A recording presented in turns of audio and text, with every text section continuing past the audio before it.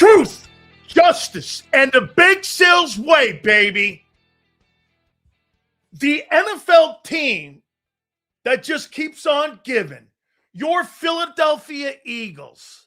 Appreciate you guys coming aboard. NFL news, divisional round of pro football this week, and the carousel turns in Philly. What's next? What is next? Hey, Kevin Patullo's gone. But is your cancer in your offense gone? Ask yourself that. So you change doctors.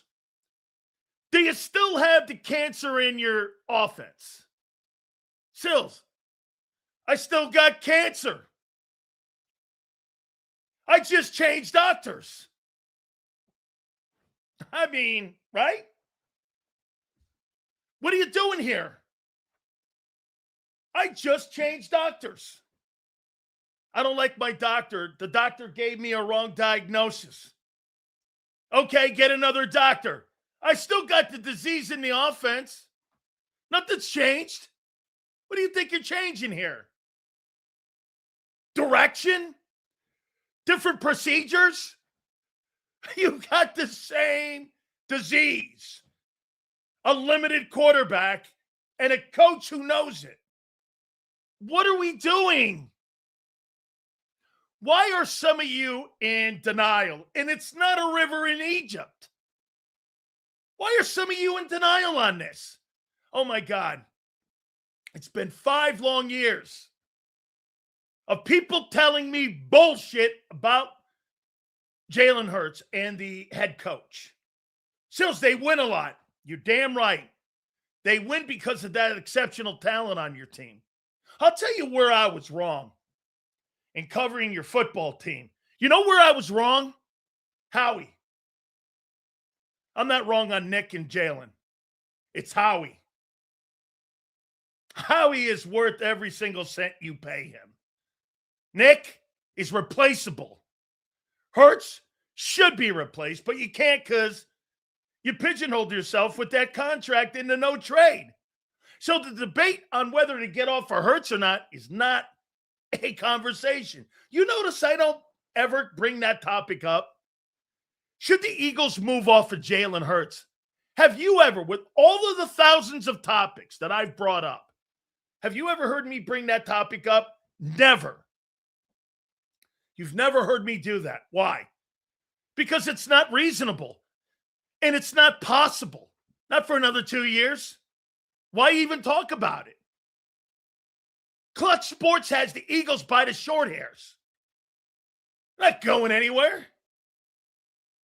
They remember when I said they controlled the destiny of Jalen Hurts. The Eagles don't.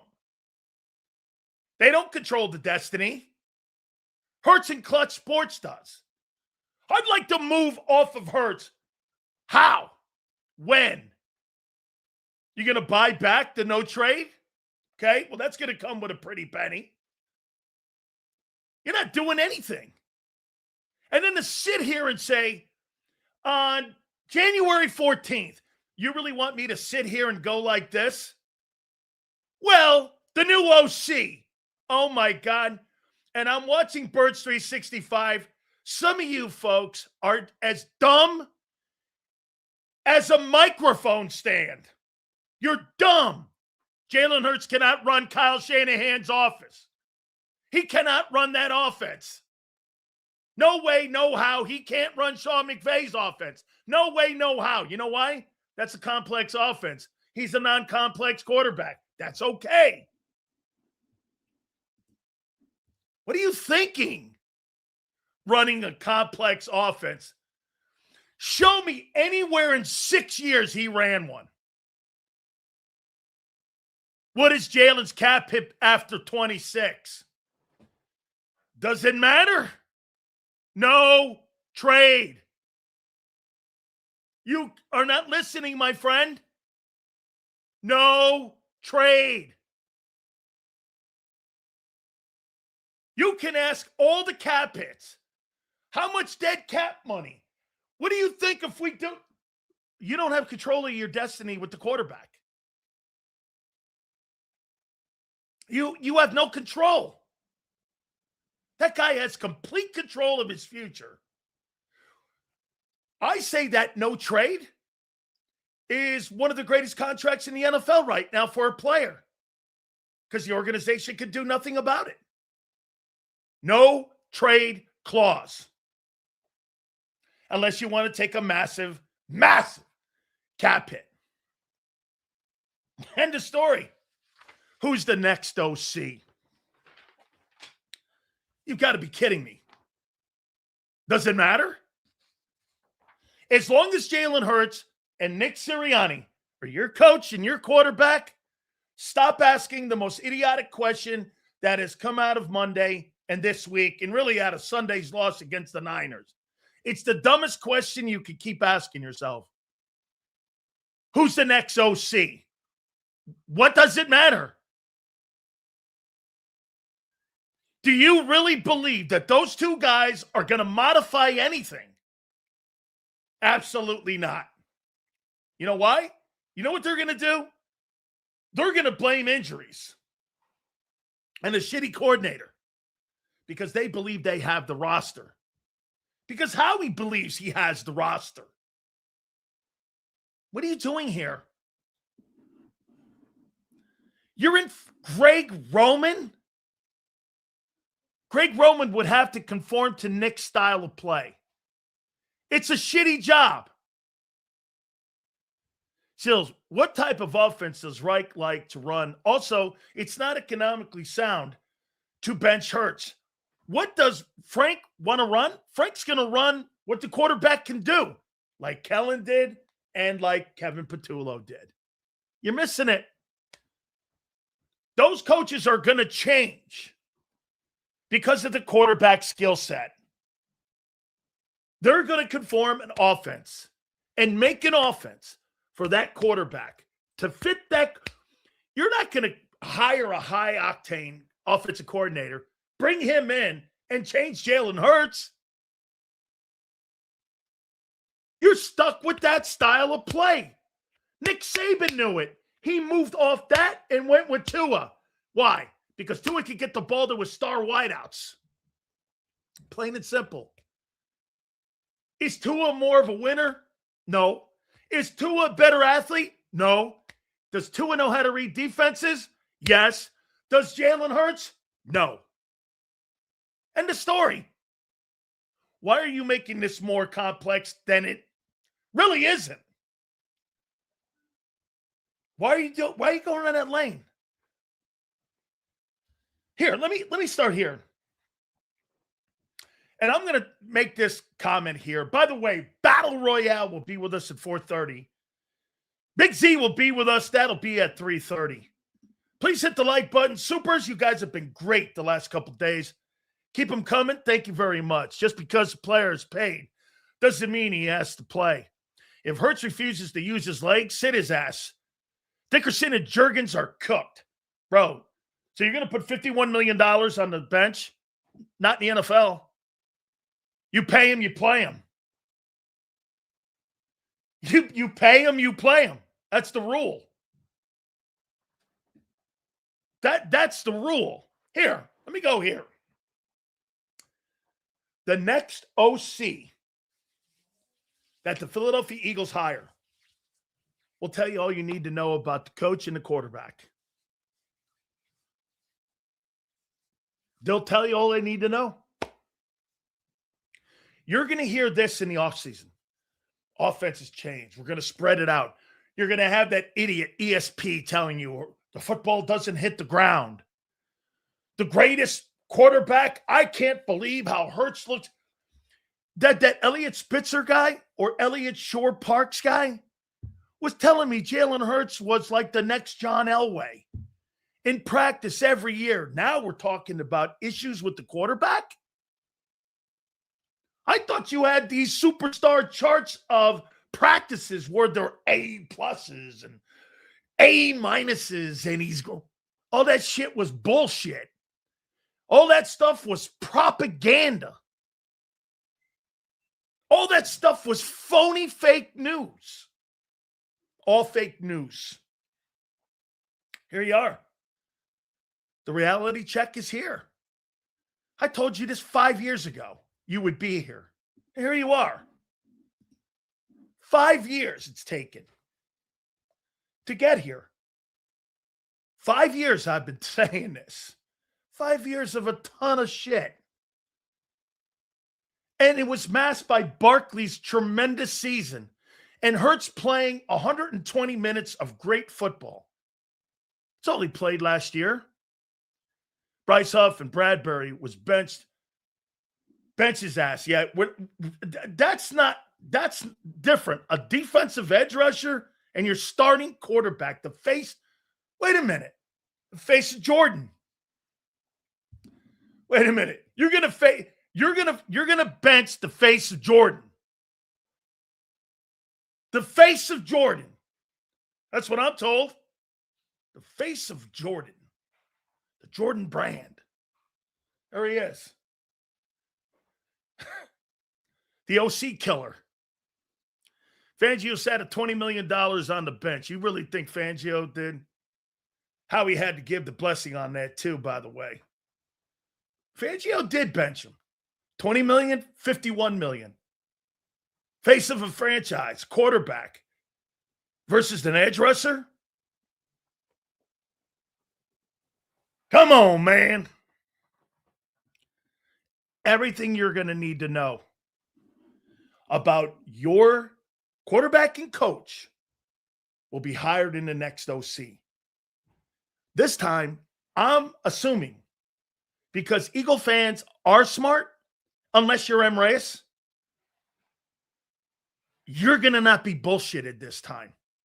And you're going to go, same old, same old. Main thing's the main thing. Eagles won't have AJ next season. Try moving on. Hey, that'll be good. Let me take on $40 million in cap hit. Let me lessen my talent on my offense. Let me bring somebody else that's a lesser talent in to hurt my offense, and I'm going to take on more money. Yeah, that sounds like a smart business practice. 3 inflicted wounds with 1 move. You really want to do that? Good luck. You'd be under 526. And Devontae Smith is not a number 1. And Howie doesn't know how to draft receivers. Hang on for a second. Black Pope, you put Devontae Smith in Kansas City, Devontae Smith is a number 1. You put Devontae Smith in Philadelphia, he's the number 2. Plain and simple. He's the number 2. 17 ball games. 58 yards is all you need for $1,000 a game. You think that's elite? Seals replacing Hurts is no longer a question. It's when. They're not moving off that dude, man. Even with, get this, even with an 11-win season, they're going to go like this. Wait a minute. All right, we had some issues this year on the football team. They're not going to panic. Because the last 5 years, they're looking at the last 5 years, not the last 5 minutes, like most of you in the moment. Huss, you know what the problem is right now? You're in the moment, and you think all these changes are going to be made. They made a stupid fire. Kevin Patullo's irrelevant. And because the emotions of not being in the playoffs this weekend, you're caught up in the moment. You need to think clearer. You need to have a little bit more patience in this, because here's what's going to happen. And I'm going to say it again to you guys. What you guys don't want to hear is this. They're not changing. Why in God's name would they change? Why would they change? You can't get off the quarterback. You can't get off the wideout. You're pigeonholed in 2 contracts you hate right now, maybe. Cam Jurgens and Dickerson. What do you think you're doing? Like, seriously, what do you think you're going to do? Anything different? What can the quarterback do? You're going to find out every single thing you need to know. Here, my second topic. Firing an OC does what for 26? Does what? What does firing the OC do for the 2026 Eagles? Tell me. Make the quarterback better? No. Make the passing game better? No. Ask yourself this. What has firing Kevin Patullo done to improve the offense of the Philadelphia Eagles? What has it done? Except going back to square one. Or wait a minute. Doesn't go back to square one because it lands on Nick's desk. You guys are just thinking in the micro. The macro is it's Nick. I will agree with one thing that I heard Xander and John McMullen say. Isn't that a sign of great coaching? Folks, it is. Nick knows he's limited, so Nick has a limited offense. When the OC comes in, the new one, he's going to tell him this is what the QB can and can't do. Same thing he told Kellen Moore. Kellen Moore built an offense that was limited. Ran the ball, threw the ball 361 times, and that's it. Can you imagine this? When the new coordinator comes in, Nick's going to give him a profile of Jalen Hurts, what he can and can't do. You want to know that, right? And they're going to formulate an offensive game plan the same way. Do you think all of a sudden they're going to reinvent the wheel?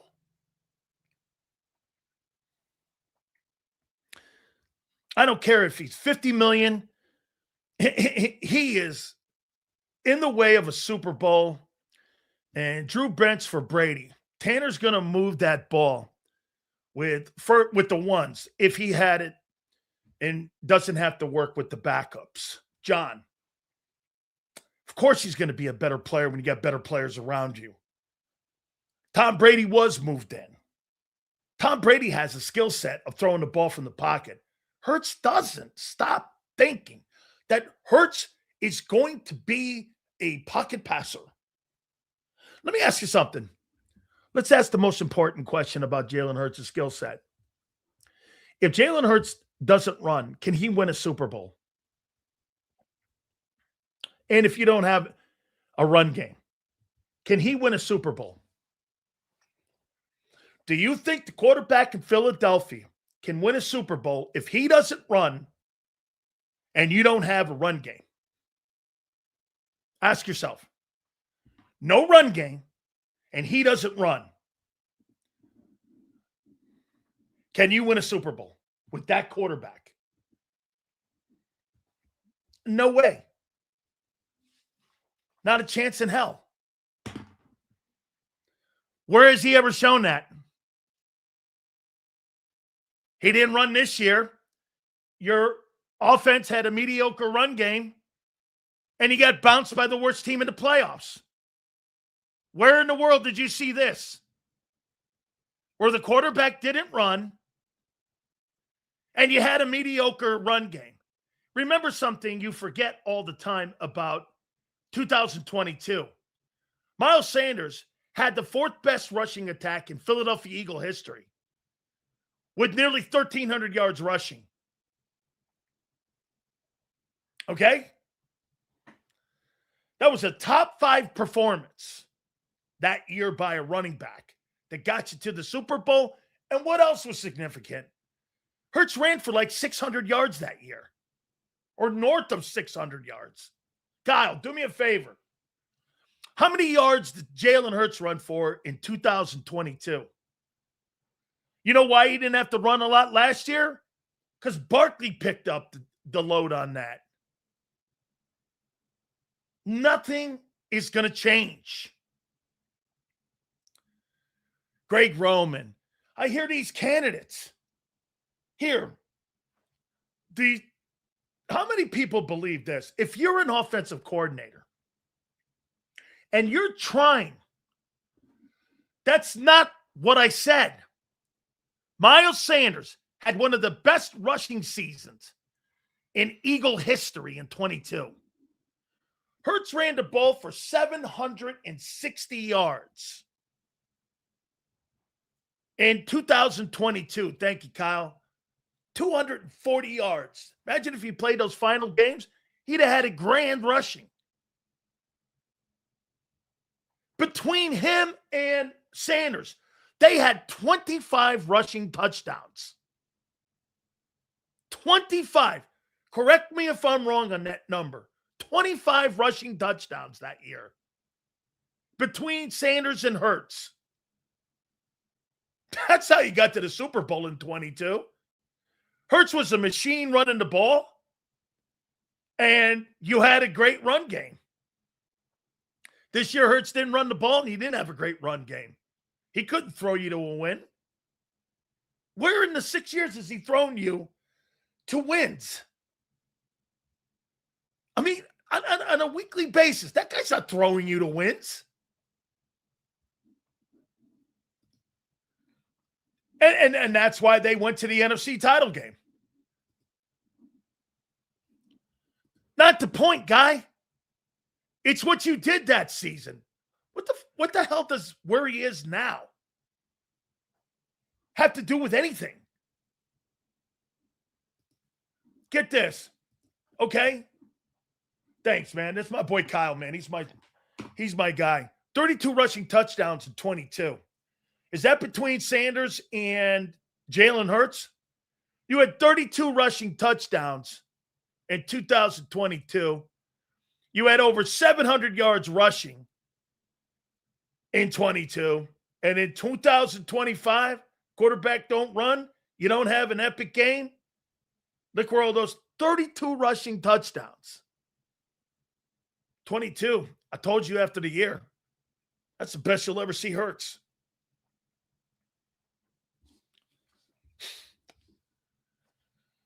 Here, let me go here. So you had 1,300 yards and 760 yards. Let me show you something. Wow, man, you had 2,100 rushing yards.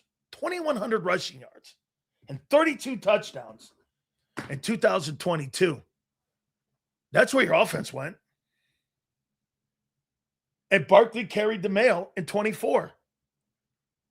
$2,000 between the quarterback and running back and 32 rushing touchdowns. Evaporated.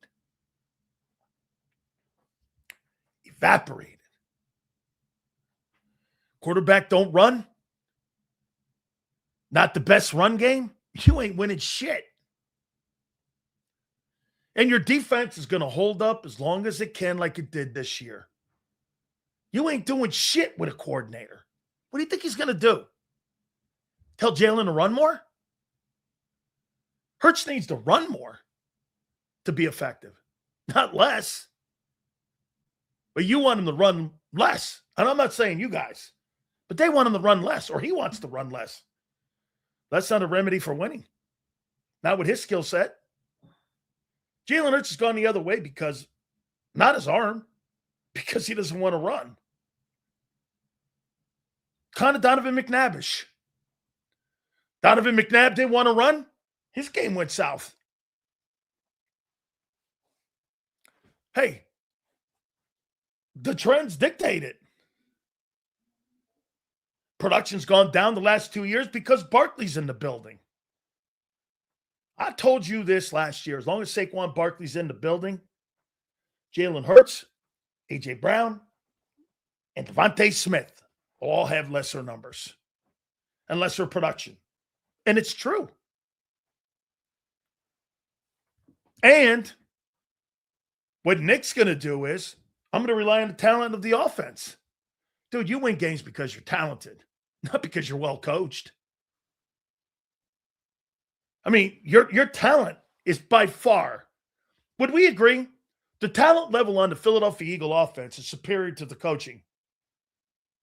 And when you saw San Francisco, the coaching was superior to the offense if talent in San Francisco. I'm gonna say this again, and I'll ask the question. Your talent in Philly is more talented than your coaching staff. And the coaching staff in San Francisco is more talented than the offensive huddle in the Bay Area. Is that true? Okay. That's why you win. That's why you win, and that's why you beat Kyle Shanahan. That's why you have games against teams like Sean McVay. You're just a more talented team. You're not a better coach team. One thing Nick does do, he's smart. He knows. He knows his personnel. He knows that Hurts is this. He knows Devontae's that. And he knows AJ is who he is. He does know that. And he coaches to that. Basics. Don't let the basics are good when you got great play. Hey, listen, when I'm in a fist fight with someone and I got a power punch and I'm a more powerful man, and I know every time I hit you, it hurts. Why would I jab you? I'm going to throw haymakers at you until you're knocked out. Which means this. My talent's going to beat you eventually because we're just better. We're just better than you. This year you weren't. For the first time, places let you down. O-line, coaching got exposed offensively. The coaching actually accelerated on the defensive side. The coaching on defense is so good. It's a seamless and smooth operation. I mean, Vic knows how to put the right chemicals and sauce in the sauce. He just knows how to do it, man. It's chunky on the other side. Why? Because Nick's not a very good coordinator. Nick's not a good coordinator. You saw it in the first year. You think he got better as a coordinator? Based on what? Don't you get it? It doesn't matter who the coordinator is. Nick's a bad one. That's why he needs all these guys. And when they hire these coordinators, they're not hiring them to get Jalen Hurts better. They're hiring them for Nick. That's why I say to you, everything you need to know about your quarterback and your head coach will be in this hire. You guys are looking for powerhouse swings. And, bro, they're not going to bring a powerhouse OC in unless he's been fired like Kellen Moore was. You guys are out of your minds if this direction is changing. The only way you change direction is what they did in Baltimore. They fired John Harbaugh. They fired a guy with 180 wins because they wanted to change the direction. And they sided with the quarterback because the quarterback's younger. They got away from the RPO system, and the offensive line dropped off in the last 2 years after Kelsey retired as well. Why do you think they got away from RPO? They got away from RPO, one, because Nick doesn't know how to coach RPO. Show me anywhere in Nick Sirianni's resume where he coached an RPO guy. Please show me. Show me where he was an RPO guy. The guy coached Phillip Rivers, Andrew Luck. I mean, they're going to hire a guy who Nick can work with, not make Jalen better. Hey, you guys are not wrong to think normal and like right and go, well, Sills, don't they want to hire somebody to benefit the quarterback more than the coach? You would think, but that's not how they operate. Here, in the last 3 years, you've hired two guys that never called plays. Where's that? And they did it again. How did you get there? Listen what I just said. In the last 3 years, you hired coordinators that had never called plays before in their entire careers.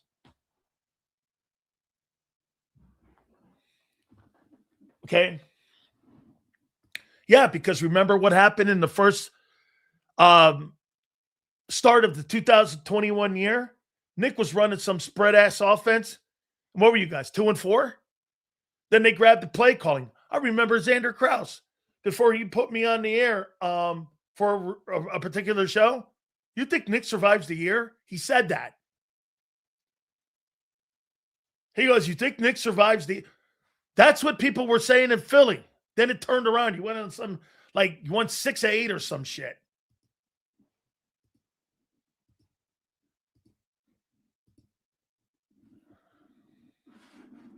See if I can get this up here. Let's be honest. Hurts hasn't done nothing since 22. He fooled you all in the Super Bowl. He had 127 yards in tush-push game. Was already over 24-0 because of the defense. Hey, John, Jalen Hurts is not a shitty quarterback by any stretch of the imagination. He's not. But I told you this. You don't have to be an elite guy to get to the game and win it. Non-elite guys have gone to the game and won it. Nick Foles is not elite. Jeff Hostetler's not elite. Jim Plunkett's not elite. I mean, Joe Flacco's not elite. Pretty good, though. These guys aren't elite. They're not elite. They won. Shit, Plunkett's got 2 and an MVP. You don't have to be elite to win the Super Bowl. You don't even have to be elite to get there. Jake Delhomme got there. You just don't. Sills, I respect you, bro. Why in hell would Laurie allow Nick's hands near the offense? He pays too much money, and candidates will be interviewing Howie to see how much autonomy they will have. Yeah, that'll be the holdup on bringing who you want in. Is it going to be my offense, or do I have to conform to Nick? Listen, any offensive coordinator. Here, let me bring this topic up. What do you think is a better OC job for a coordinator? The Charger OC job or the Eagle OC job? If a guy wants to become a head football coach in the NFL and in the passing game league, who do you think would think the better job is? The Charger job, because the quarterback can do more.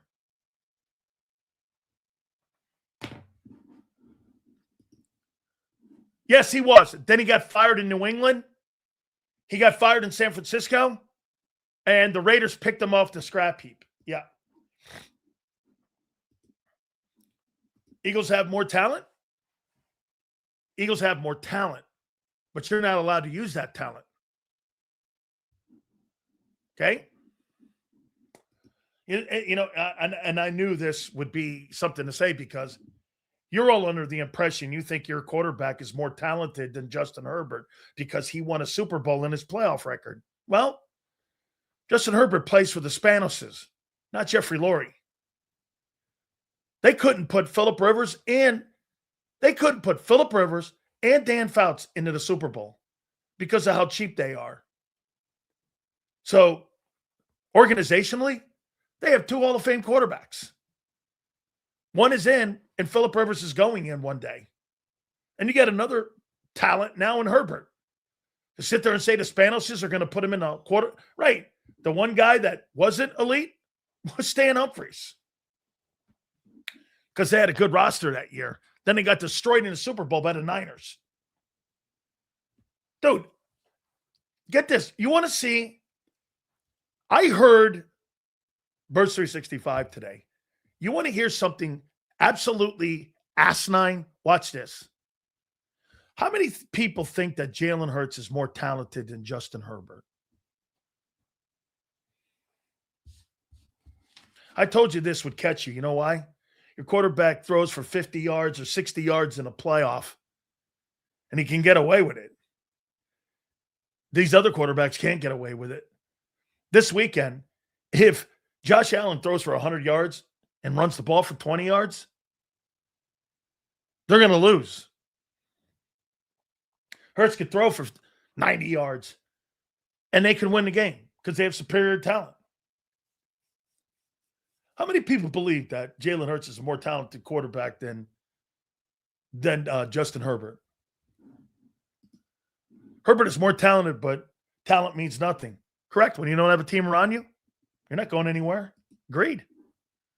Only a Jalenite would say Jalen. Of course they would say that. How come they don't run the offense that Justin? By the way, Justin Herbert is 3-1 against the Eagles. Okay? So get this. Let's show you, again, I'll show you what and how some people think. You always have jack shit to say when we bring up the Super Bowl win. I think it's a great moment for him. Okay, I do. But what's the fucking point of this league if you're not to win how's that on Jalen Hurts? It's a team accomplishment. It's not a Jalen Hurts accomplishment. And just because you win a Super Bowl doesn't mean you're the better player. So are you under the impression because Brandon Graham has won 2 Super Bowls, he's a better player than Myles Garrett? Because Myles Garrett doesn't have a Super Bowl ring? Who in their right mind would think that? And Reyes would. And Reyes, he's got 2 Super Bowl rings. Is Brandon Graham a better player than Myles Garrett?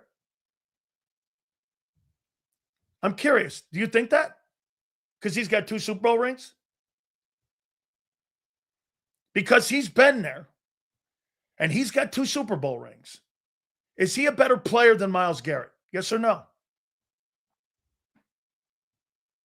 You think he's a better player? Okay? Is he a better football player? No. Just answer the question. Do you think he's a better player? Yes or no? Brandon Graham. He's got 2 rings. Yes or no? Is Brandon Graham better than Myles Garrett in your eyes?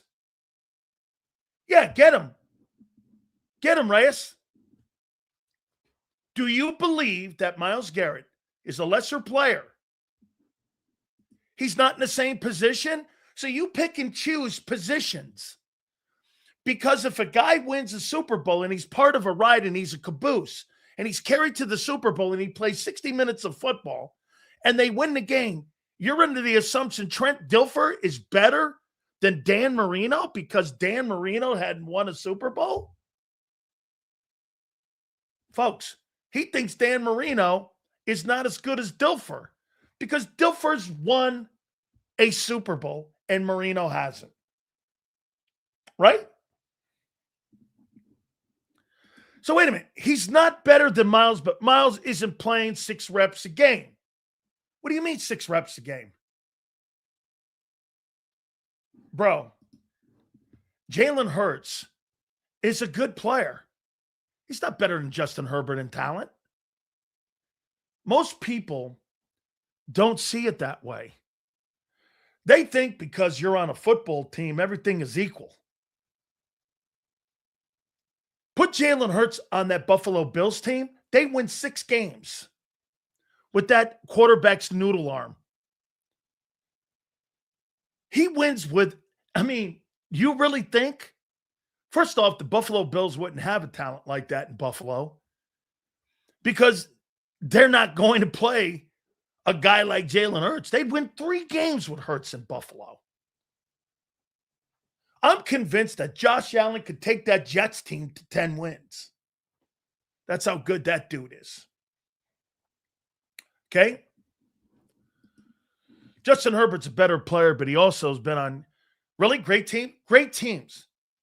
Justin Herbert has been on great teams in Los Angeles. Really? He's been on great teams with Brandon Staley as his head coach. Brandon Staley, who was going for it on 4th down on his own 25 in Minnesota. Brandon Staley. Really? Okay. Get this. That's an organizational thing, bro. Jalen Hurts is not talented, any one of those guys. Why are you getting coordinators fired every other year? Why? Bro, keep praising the kid. Don't worry. Everyone knows where it is now. Everyone knows it.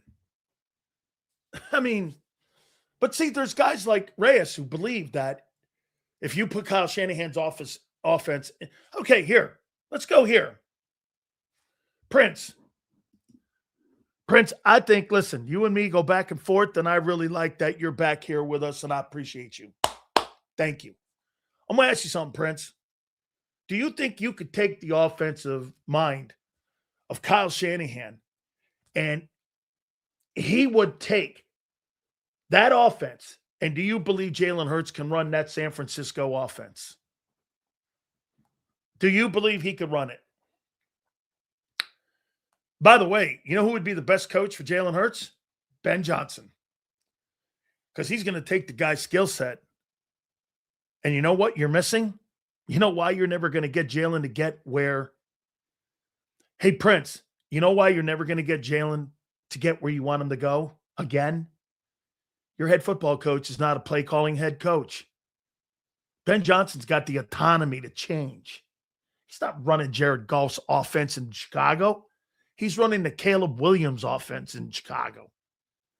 All the shit that Caleb does off script and off schedule stuff, all of that, he takes advantage of it. He takes advantage of his mobility.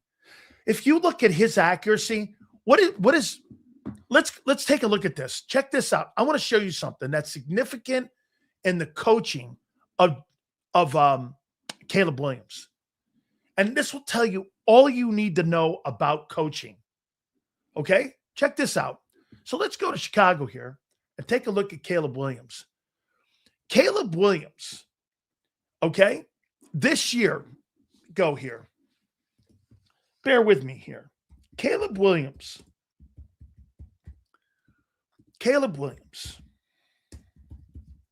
I'll show you something. And this goes right down to what I'm saying about a coordinator skill set. Caleb Williams this year, if I told you this, a quarterback this year was less than 60% in completion percentage, would you be shocked they won 13 ball games? Yes or no? Would you be shocked? Counting the playoffs. If I told you a quarterback was less than 60% in completion percentage, would you be shocked that they'd won 13 games? Well, they did. Caleb Williams is barely 550% in his passing. What does that tell you?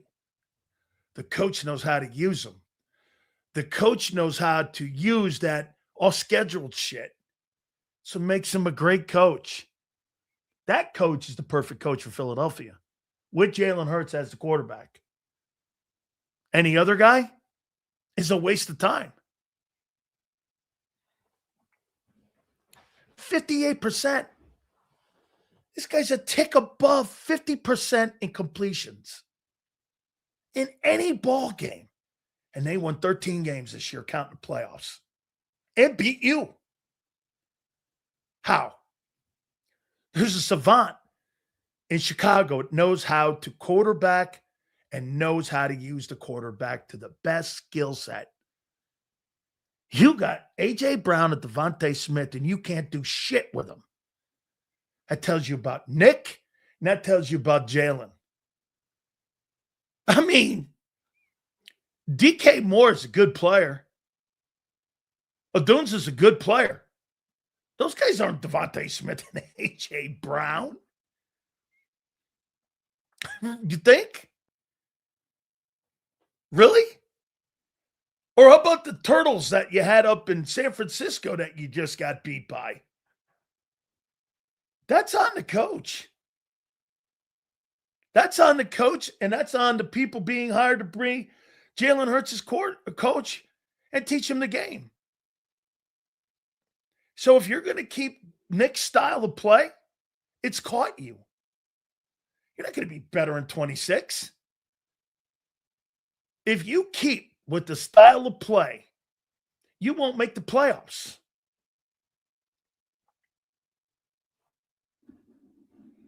And I'll make that prediction. You stick with that style of play and what you're doing now, you won't make the playoffs. He almost had 2 4,000-yard passings back-to-back as well. That's an incredible job he's done. We want Dable. Well, ask yourself this, Fly Eagle Fly. So Brian Dable almost got Jackson Dart murdered. What did he do with Daniel Jones? I'm watching Shane Steichen know what to do with a dual threat guy. So you're going to bring him in? Okay. You know why Brian Dable would be a good hire? Because that's the style of play Nick wants to play. That's why he'd be a good hire. Brian Dable would be a great hire. They don't care if they get their... But here's the one thing, too. You're going to bring Brian Dable in? Help me out here. Didn't he run Jackson Dart? Why would Jalen Hurts want to have a Jackson Dart style of offense when he doesn't want to run the ball anymore? How does that make sense? Hurts doesn't want to run the ball. You hiring him for Nick or for Hurts? Caleb Williams, that is 58%. They won 13 games. 13 ball games. That's coaching. That's coaching at its finest. Hey, you want to watch a football game this weekend? Watch Ben Johnson and Sean McVay this weekend. Whew. You want a lesson on moving the sticks? You want a lesson on how quarterbacks should be used? Watch that ball game. That's going to be, that's going to be a page where it's like a course at Harvard on how to be an offensive-minded guy. You're going to see some of the greatest designs in your entire life in that game in Chicago this weekend. Ben Johnson and Sean McVay. Incredible. Guys, hit the like button. Appreciate your supers. Thank you. No one has tried developing Hurts because Nick can't. You hire I even bitched about Kellen Moore you hired a passing coordinator guy in Kellen Moore. Kellen Moore had to take his passing playbook. And you know what Kellen Moore had to do? Kellen Moore had to take his passing playbook last year and do this. We're running the ball. We're running the ball. My quarterback's not good enough. We got to run the ball. And the key was your O-line was still intact and they were awesome. Okay? Get this. No. You can bench Hurts and force him to get out of the no trade. Boy, that'll make a great environment. Forcing your quarterback to the bench. What are you giving up 26 already? You might as well take the flamethrower and just torture 26 season before it even starts. Is that the shit you really want to do? Bro, when you have something in your room and you have no other option, you got to make it work. You got to be a problem-solving head coach. You just can't scream to Howie and say, fix it. Hey, fix it, Howie. Kyle Shanahan fixed this problem. Tomato cans on defense with Robert Saleh and bullshit wide receivers on offense. They made it work. They're not hiring and crying to John Lynch. They made it work. You mean to tell me if everything's not perfect, you can't make it work? Well, shit, that's an indictment on your quarterback and your coach. I don't know what the hell else to say here. Kevin Patullo being fired is the dumbest takes this week from everybody. I'm listening. I'm listening to IP, and I'm like, Kevin Patullo.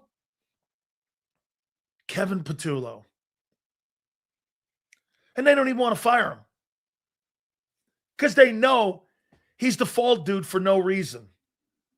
They ran the same playbook as 24. The problem was they're going to say that player production was off. It was. That tells you they win in spite of the coaching. If the players don't excel, the coaching's not good enough on offense to carry you home. That was exposed this year. Do you not see that? Talent and the production was down by players this year. Okay. So the coaching had no answers like we saw in San Francisco. That's why I asked you. The coaching in San Francisco and the lack of talent they had on both sides of the ball compared nothing to the Philadelphia Eagles offense, right? How'd they win? They had answers. You don't. And if you want to get an answer, you ask Howie to help. End of story. I'm not sure what else to tell you here. Okay? Here, it's Patullo's job to come up with answers, and he failed. No shit, he failed, dude. He's never done it. Why'd you hire him? Why'd you hire a guy who you don't know even had answers to? Why'd you hire him? Why did you hire a guy who's never called a play in his life? And he's had buddy jobs. Why? And he was passed over freaking twice in the building. Period. Why? Why'd you hire him? Day one, I said that. Okay? What's this?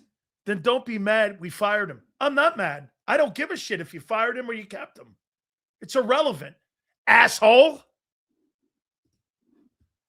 It's irrelevant. It's completely irrelevant. Whether you fired him or hired him. It's Nick and Jalen. It doesn't matter who the next coordinator is. Greg Roman. Brian Dable. All rehabilitation guys like Kellen Moore. Sure, bring him in. Nick's going to sit him down and read him the riot act. You ain't making any changes offensively. When it comes to coaches that we're not going to handpick ourselves. And if you want the job, here's the job. How many times has Frank Reich told you, if you want to work in Philadelphia, you got to know the power structure. And that's why Nick is great. John McMullen's article is correct. Nick knows how to play the politics and is willing to. Most importantly, he's willing to. Most coaches aren't willing to part ways.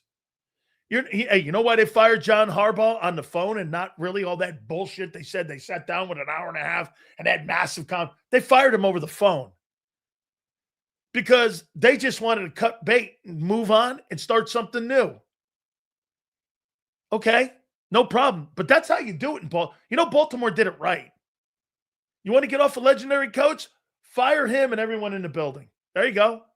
That's starting anew. And the Ravens are a great organization. Are you under the impression that you've got more Super Bowls than they do? Last I checked, they got 2 also. Limited quarterback, limited coach. And superior talent. Add that. 2 guys that ride the short bus no matter. That's right. Okay? No matter they've become such close buds. Hey, listen, Mikey. The quarterback's limited and the coach is limited. How many people think Nick Sirianni's a great play caller? Based on fucking what? That talent is so good. That's why if you're Howie, did I write that down? Howie's got to be doing this. I think that's a Super Bowl. How about this? Don't you agree? I do. I think your talent compared to everybody else in the playoffs. Do I see anybody else with a higher roster? I don't know, maybe Seattle? Maybe Seattle. Oh, and by the way, Sam Darnold wins a Super Bowl. Are you going to call him elite? Like some of you call Hurts? Are you? I pray to God Sam Darnold wins the Super Bowl. Because he ain't going to have to call him elite. Everybody. You call Hurts elite because he's got one. Are you going to call Sam Darnold elite? He throws for 290 yards and 2 touchdowns in that game, and he wins that ball game. Say he plays against Bo Nix in the Broncos or Drake May, whomever. You know what the perfect Super Bowl is, don't you? You're not going to call him elite. Oh, so winning a Super Bowl doesn't make you elite, even though he's thrown for 8,200 yards the last year and 60 touchdowns. He's not elite. Okay. And he's 28-6 in 2 years. And if he wins a Super Bowl, he's not elite. That's not elite winning. 28-6, Super Bowl win, maybe a Super Bowl MVP. You're not calling Sam Darnold elite. Interesting. That's correct. They want Rams and Bills. You know why? They want Stafford and Allen. That's the marquee Super Bowl they want, is that right there. Allen, the up-and-coming stud already, and Stafford, the superstar player that's going to ride himself into Canton. Okay? I bet people would give Sam Darnold more credit than Hurts. Absolutely they will. Why wouldn't you? You get fired in New York. You have to overcome that shit mess. You're playing defensive end for the Carolina Panthers with Baker Mayfield 2 years later and scout team. You go to San Francisco and you sit behind Trey Lance and Brock Purdy. And then you persevere and you overcome and you go to Minnesota. You resurrect your career. You have 2 shit games at the end. And then you turn around and you lead your Super Bowl, lead another team to 14 wins and a Super Bowl and potentially a Super Bowl MVP. You bet your fucking ass he went through adversity more than Hurts did. You bet he gets more credit. You bet he does. You bet. That's a journey. That's not landing in a honeypot. That's being told. Oh, by the way, this will go down as the greatest Jets disaster. You had Joe Namath in the building. If he wins the Super Bowl, you had Joe Namath in the building, and you let him go to Seattle. It's on you, Woody. So many great things. You had the next Joe Namath. Funny, he's playing in Seattle now, not New York. And you look at the Jets as being one of the worst organizations. They're already. That'd be a dagger in the hearts of all them Jet fans. You can bang your head like Fireman Ed for the next 30 years looking for the guy. You had the guy in the building, you didn't even know it. Shitty coaching, shitty ownership, shitty GMing, all of it, all on display. Shows you when you go to a place, and you guys won't even admit it. Guy wins the Super Bowl, goes through all that, and you won't call him elite, but you'll call Hurts elite with his limited skills. Okay, fair enough. Talk about glasses being fogged. Give me a break. I mean, really. Calling Sam Darnold elite will make you, like, gag. Me too. Did Sirianni steal Hurts from AJ? Is that it? Did Sirianni steal Hurts from AJ? I think I get what you're saying. Did he bring him over to his side and management side and approach and get away from the players? I think A.J. Brown represents the players. I think Hurts represents the front office. There's 2 politicians that play in Philly, and it ain't your shitty mayor. It's Jalen Hurts and Sirianni. Okay? Those are your 2. Okay? Here. Watch this. How many rings does Shanahan and Salah have? Glazed donut for dudes who have never popped their cherry in the NFL. So you're under the impression you think Nick Sirianni is a better coach than Kyle Shanahan? And you think, again, that Robert Saleh beating your team with all your talent. Shanahan, and by the way, they're 3-1 against you. I don't know, since 2021, they don't have a problem with you. I mean, every time they line up against the Eagles, they beat them. Every time Herbert lines up against the Eagles, they beat them. Why? Better coaching. Oh, no, but they're better. If coaches buying hired that aren't smart enough to adjust, then that's on the organization. Okay? Laurie or Howie might get and elevate right players, maybe can evaluate coaches. I don't think they do a bad job on the defensive side. You have the best coaching staff in football on the defensive side. You know why? Vic gets to hire his guys. Vic brought in Clint Hurt. He brought in Bobby King, Christian Parker. All these guys. These are Vic dudes. Who Vic wanted to work with. Okay, those are Vic's dudes. The people that you hire for offense, those are Nick's dudes. Sills, listening to Jason Avant talk about how the Niners played Jalen in cover 4 in the last 10 plays. Daring Hurts to throw was painful. Yeah. They wanted him to throw the ball. Robert Saleh wanted him to throw the ball. I thought Jalen was going to run it in. Okay? Who said Robert Saleh was a great head coach? Once again, missed the point. Then what's the problem with not allowing that on offense? I don't know. You need to ask Howie that in the next presser. Why can't the next OC hire his own people? Because it's a slap in the face to Nick. They don't want to insult Nick. Because if you bring somebody like Kevin Stefanski in, makes Nick completely irrelevant. Head coach has got to work with somebody? Really? Seals, you won't be talking crap anymore once this new OC has full autonomy and Jalen and the whole team ball out next year. I hope you're right. Hope. That's your strategy? Good luck. Hope you ball out. Hope. Like I hope you have a hope chest. Alfredo, I hope the O-line gets healthier. I hope Saquon Barkley's good. I hope the new OC works. I hope we do well in free agency. I hope. I get it. Congratulations to you.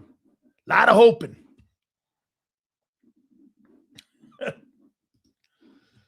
Jalen missed opportunities in that last drive to run the ball or pass it to Smitty. You can't see the field well at times. Of course you can't, because you can't throw it across the middle of the field. Hit the like button, guys. Big Z's going to join us at the bottom of the hour. We got Battle Royale today. We're just humming along. Appreciate you guys. Sills, here's what I pull from Darnold's recent success. When a QB is paired with an OC that runs the system that complements their skills, things can change quickly. Philly doesn't seem to get – that's right. Philly doesn't seem to get that. Correct. They're going the other way with Hurts. Instead of going – listen, I'm going to make one more statement here on Jalen. You coach him right, you're going to win a lot more. You keep coaching him the way you're coaching him under Nick's way, Lee caught up with him. Risk averse. He even won the freaking turnover battle against a shitty – you know what? I'll tell you this. If you had lost to the Seahawks, I'd have went like this, like that. Well, hey, sometimes you just lose ball games.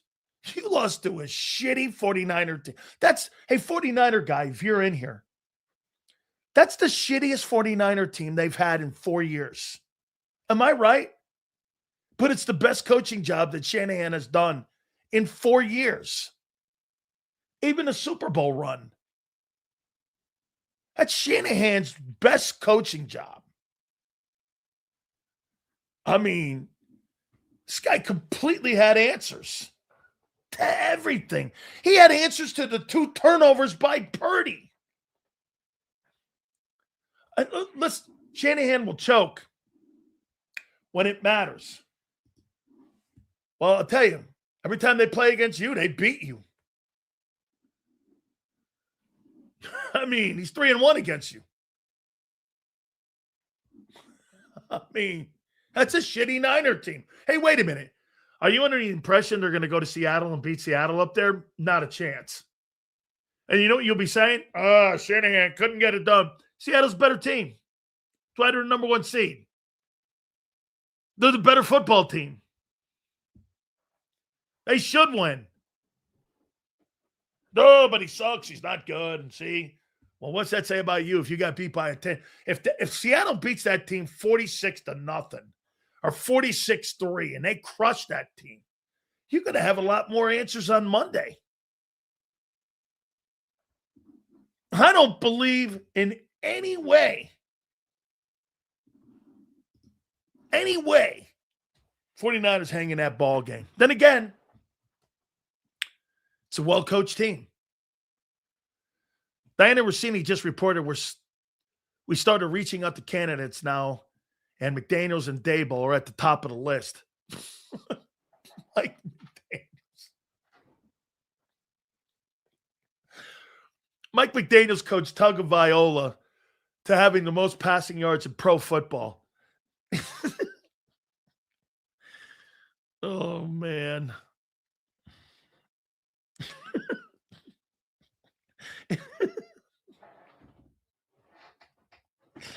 Okay. And some of you really believe that Hurts is some sort of passing savant. It's crazy funny. Brian Dable makes sense. It does. Mike McDaniels coaching Jalen Hurts. He'll be doing the same thing Kellen Moore did. He'll be running the ball 290 times. Oh, man. Jalen Hurts is automatically going to turn into Justin Herbert, or I'm not making fun of you guys. Just, it's classic to hear this. Hey, it's like getting married. Not every chick's perfect. Okay? Not every partner's perfect. Like doing talk shows. Put a guy in a room with a guy. Zaner and I do like our segment. It's a great combo. I like him. You know how many people like, I used to go like, I don't work with people like that on my programs. I did it once. I had one guy, Rod Brooks, San Francisco, I did it with. I loved him. He was great. He was an entertainer. He got it. Other than that, I'd never work with anybody else in my program. Are you fucking crazy? I put Xander on an hour and a half. I've never done that in my entire 35 years. Why? Most of them blow. I'm not putting somebody next to me. Are you crazy for what? Hey, look, if I'm going to hit the Titanic, I'm doing it. I'm not going to have him hit it for me. People who don't think coaching doesn't matter are idiots. There's a prime example of that. Coaching matters. That's why we lost twice. Okay? Marriage is overrated in America. Maybe back in the 60s, 70s, 80s. Marriage is good, not now in America. Well, I've been married to my old lady for 30 years, 39 years, 37 years. I'm good with it. Chick's my best friend. My wife's my best friend. I don't trust anybody more than her. Nobody. And my aunt, I put her in there too with my wife. My wife, though, never in a million years would I not trust her. She's got my best interests at heart. Even when she does give me shit and I tell her to shut the hell up, she tells me to kiss my ass too. So, it's a wonderful love relationship. You god dang son of a, stupid ass something. I don't know, whatever she calls me. The Steelers aren't getting a better coach than Tomlin this year. Of course they're not. Absolutely. You think you're going to hire a better coach than Mike Tomlin? Like who? Oh, I know. John Harbaugh? Well, I think he'd be all right there. That's a lateral move. There you go, Emras. That's why I know you and I get along. Even though I hate your takes and you hate mine, we got old ladies we love. I'm good with that. Still says, "Oh, wife's my best friend guy." Yeah. Love is fleeting, dude. I asked my wife this question 10, 15 years ago. Do you love me? You know, she said, really? And after that, it all went away. She's still here. You don't ask people that you're in the room with for 40 years if you love them. You know by their actions, not by stupid words. This is about pushing content. Obviously, if we get to pushing content, bro, I'm not sure what you're talking about. That's not how I do my show. Hey, let me see what it gets. Big Red. You think this gets Big Red's juices going? Ooh, let me get this for here for Big Red. Let me write Big Red down. Hey, Big Red. Big Red, he reacted to that. Content pushing. What the fuck is that? It's like asking me if I have a burner account. A burner account. Me. I got my first set of earbuds today, I think. I have no idea how to use them. None. And this guy, content pushing. Okay. I've never had earbuds in my life. And I'm getting my first set of earbuds today. Totally get them cheap too, because in case I blow it up and I don't know what I'm doing. I don't even know what earbuds are. I see my kid with them. My kid's going to have to help me connect them. What's it called? Pairing? Okay. Pairing. What? Kellen wouldn't have done shit with it. That's right. If Kellen Moore was the offensive coordinator this year, he'd have been fired too. Let me ask you this. But here, I'll take one thing back. Kellen may have had some answers, though, because he had been an experienced coordinator. It would have known situational play calling. And that probably would have helped him more survive and navigate. Okay? I do know what a Walkman is. Mr. Super, we'll get to it, my friend. Don't forget, bottom of the hour, Big Z joins us, and then we have Battle Royale. Sirianni and Dable are on the sidelines together. Big Dom better get a huge raise. Content creator's dream. Sirianni and Dable. Dable going into the blue tent, telling Jalen to get his ass out, and Nick going over. We could see hands being thrown on the sidelines. Big Dom off the top rope like this guy's Jimmy Snuka, or like he's Reigns coming off the top rope. You see all of a sudden AJ comes in with a hammer. Then you see Lane coming in, dropping it. That'd be great on the sidelines of the Eagles this year. I don't know how many games you guys are going to win, but there's going to be some shit if you bring Brian Dable and put that dude on the sidelines. Hey, I benched the kid's ass before for Tagovailoa. We need to bench him again for Sam Howell. How you doing? And then Big Dom's going to be pushing everybody back and forth. That guy's got more titles than Howie had when he was put in the broom closet. The assistant coach to the passing game coordinator, to the assistant guy on being the doorman, to being the bouncer. Oh my God. Oh my God. I got something for you. I promised a friend of mine on Friday at 5:30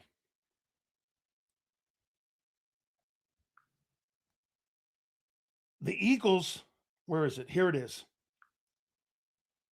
I'll let you know how the Eagles celebrated their loss on Friday when they got beat. Let's see. I want to tell you where it is because you'll know. Hanging out. AJ Brown made a comment to this respected guy. Don't leak it yet. I'll tell you how and where they celebrated. 5:30. They were really upset. And I'll tell you what my boy Cooper was doing too. This will be at 5:30 on Friday. Yeah. By the way, I have confirmation with pictures. So, yeah. So you're confused? You won't be after Friday at 5:30. It honestly never looked like KP and our offensive line coach were on the same page. Remember what Mark Trestman said? Oh, that's what we need to do. I'm going to get Mark Trestman on tomorrow.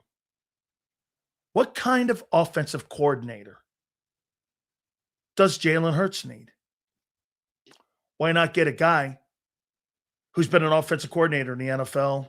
Let me see. How many offensive coordinator jobs is Mark? We're going to do that tomorrow. We are going to get Mark Trestman on. How many offensive coordinator jobs did Mark Trestman have in his career? Let's see here. Offensive coordinator Browns, offensive coordinator of the 49ers, offensive coordinator of the Cardinals, offensive coordinator of the Raiders, offensive coordinator of the Ravens.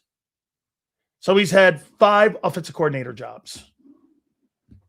So we'll get him on and see what kind of coordinator. Okay? Mark Trestman stinks. Well, at least he's had jobs that mattered. The guy you hired was a do boy who get me some donuts. Krellers, too. And I'm a big fan of jelly donuts. Hey, Trestman ain't the one that's just been fired, Junior. Your boy was just fired. I would want the Eagles' job if I'm McDaniels. Really? So you had Tyreek Hill and you had Jalen Waddle. And you were throwing the ball all over the yard. And you don't throw the ball all over the yard. But you think Jalen Hurts can throw the ball all over the yard. That's under the assumption you think that he's a better passer. Nick Saban knew he wasn't. Nick Saban. Nick Saban knew it. Come on now, dog. Why are you fighting this? Hire guys to fit the kid, not hire guys for what you want. That's becoming the problem here. You want to hire a guy because you want to see something different. They're not going to do anything different. Hire the guy that fits him, not what you want to see. Hey, I want to see the ball being thrown all over the place like McDaniels did down in Miami. Well, you don't get the quarterback to do that. Well, Sills, then we have to get a new quarterback. Well, you've never heard that here out of this program, and you never will until that moment becomes in 2 years where you could probably do something. Right now, stop. I'm not going to broach that. I'm not going to talk about moving off of Jalen Hurts, and I'm not going to talk about any of replacing the quarterback because it's a non-starting. It's non-starting. Replacing the coach, not this year. At the end of next year, whatever it looks like. Stop talking like that. The constants are still there. Hurts and Sirianni. They're not going to change no matter who you bring in. It's just not going to change. Will there be some nuances based on health of the team? The only thing that will change in Philly next year is if Landon Dickerson and Cam Jurgens come back to form, and then so does Barkley. Let me ask you this. You think Barkley's finished? Barkley, you know what it looked like to me? Barkley didn't want to get hit this year. It just looked like he didn't want to get hit. I watched Tank run. Tank didn't care. He had a young guy's mentality and a young body mentality. It just looked like Barkley didn't want to get hit. I don't know if he's done or if he's done mentally. Here, let me ask you this. You think 638 regular season rushes is a lot. Saquon Barkley in the last 2 years has run the ball for 635 carries. More than any time in his career. You think that's a lot? 635, not counting the postseason. What are you going to add? Probably adding up, what? Another 120? So let's go here. 735, another 120. So this guy's carried the ball 855 times in 2 years. Excuse me, not 755 times. 755 times in 2 years. You think that's a lot? Yes or no? On a 28-year-old back who in the last 6 years has had 4 knee injuries. No? Most carries anytime in his entire career over the last 2 years. 755. Counting postseason. That's a lot of carries. Got to remember the 390 carries he had at Penn State. McCaffrey misses most of next year, I bet you. Damn right. Carries add up for everyone. Whether you're Christian McCaffrey, Jalen Hurts, the only people it doesn't add up to are machines like Adrian Peterson and Derrick Henry. These guys are built for that shit. I mean, Derrick Henry next year, he almost had 1,600 yards this year. He's going to have another 1,500 yards next year. He's going to be 32.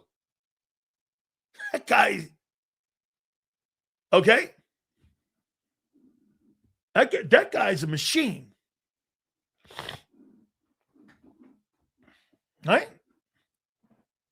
That's a lot of carries. Do I think that Barkley's done? We're getting there. That looked like Saquon Barkley, New York Giants.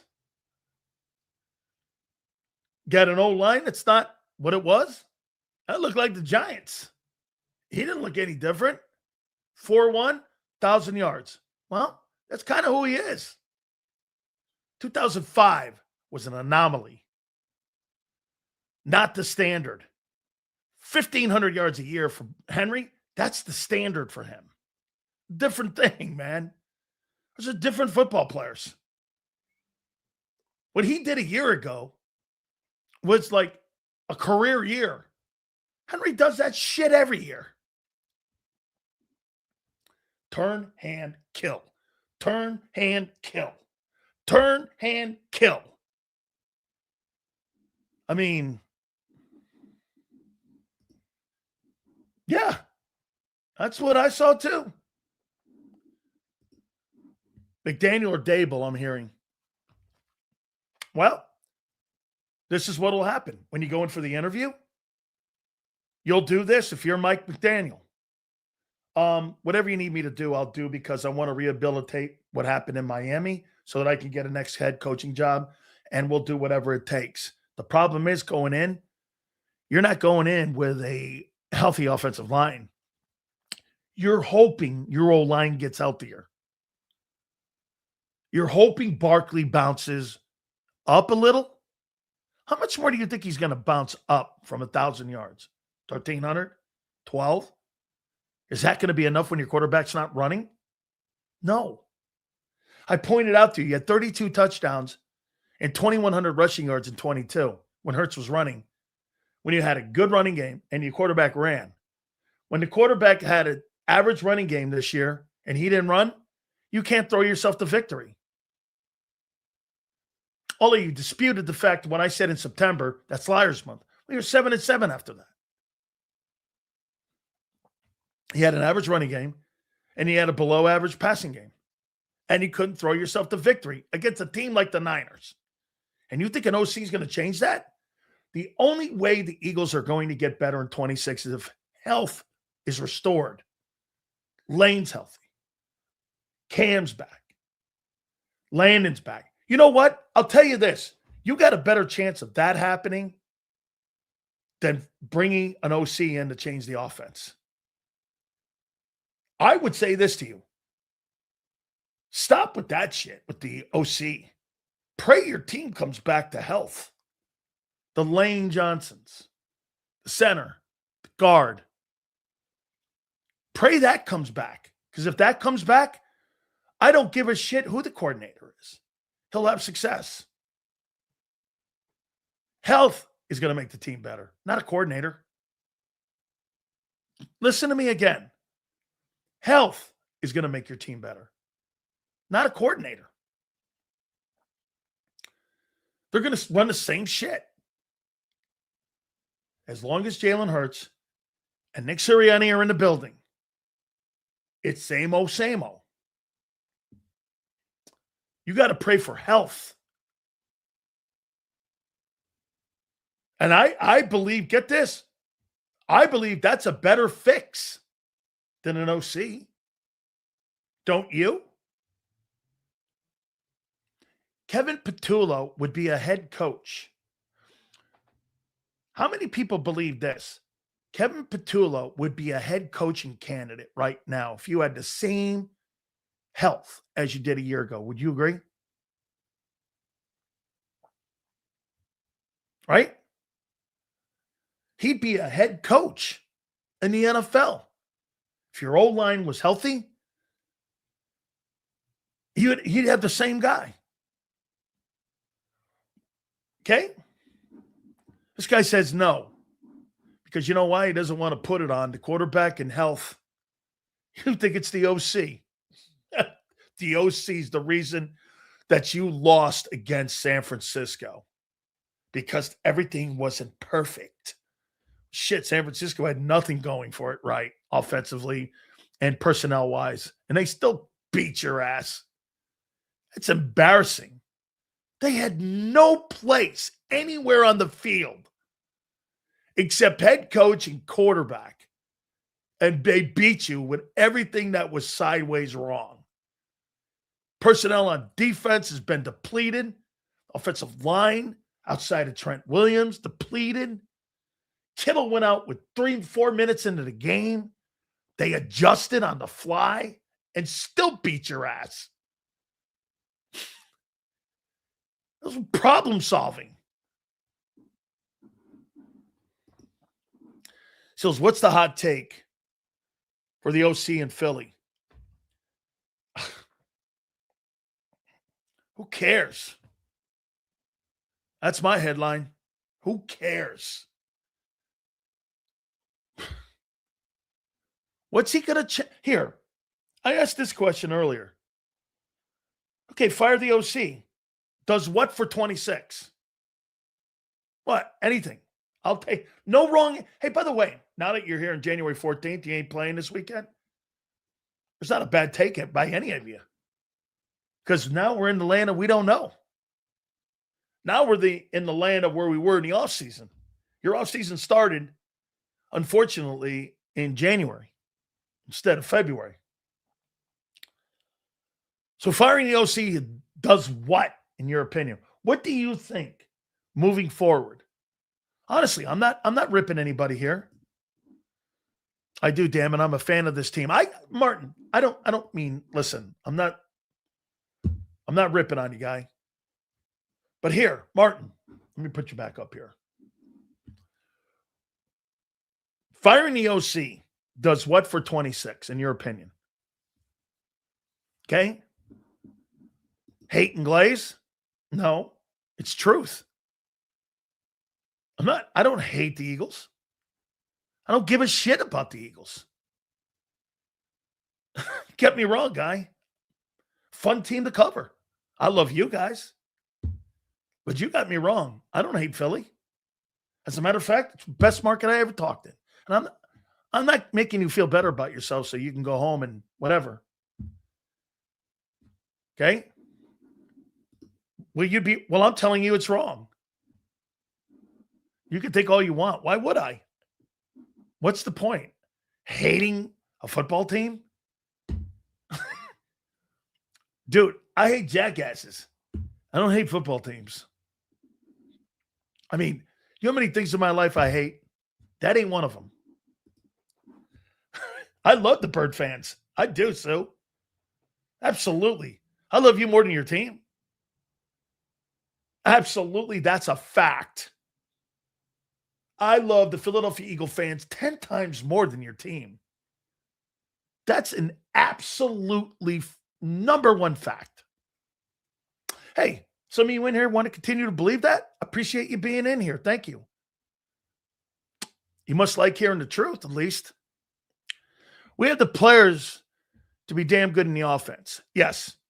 But the plays together that fits, Hurts' ability, allows to be more of a reason to play shitty. How you doing? New Jersey Fishing Maniac? Correct. There allows to be no reason to play shitty. You're dead on. You got great football players. It's a great roster. Is it better than San Francisco's? Yeah. Is it as good as Chicago's? Yeah. Absolutely. There you go. Problem solving. You know what the problem solving is in Philly? Ask Howie to fix it, not your coach. Coach doesn't fix it. Howie fixes it. Kyle Shanahan, Ben Johnson, all these guys that have turned, you got a 58% completion percentage quarterback in Chicago winning 13 ball games this year. That's problem solving. Huge army to football, but diehard Eagle fan. Why is Hurts running less and taking away the dual threat? Health, mindset, coaches? Yes. Yes. How do we know Jalen was...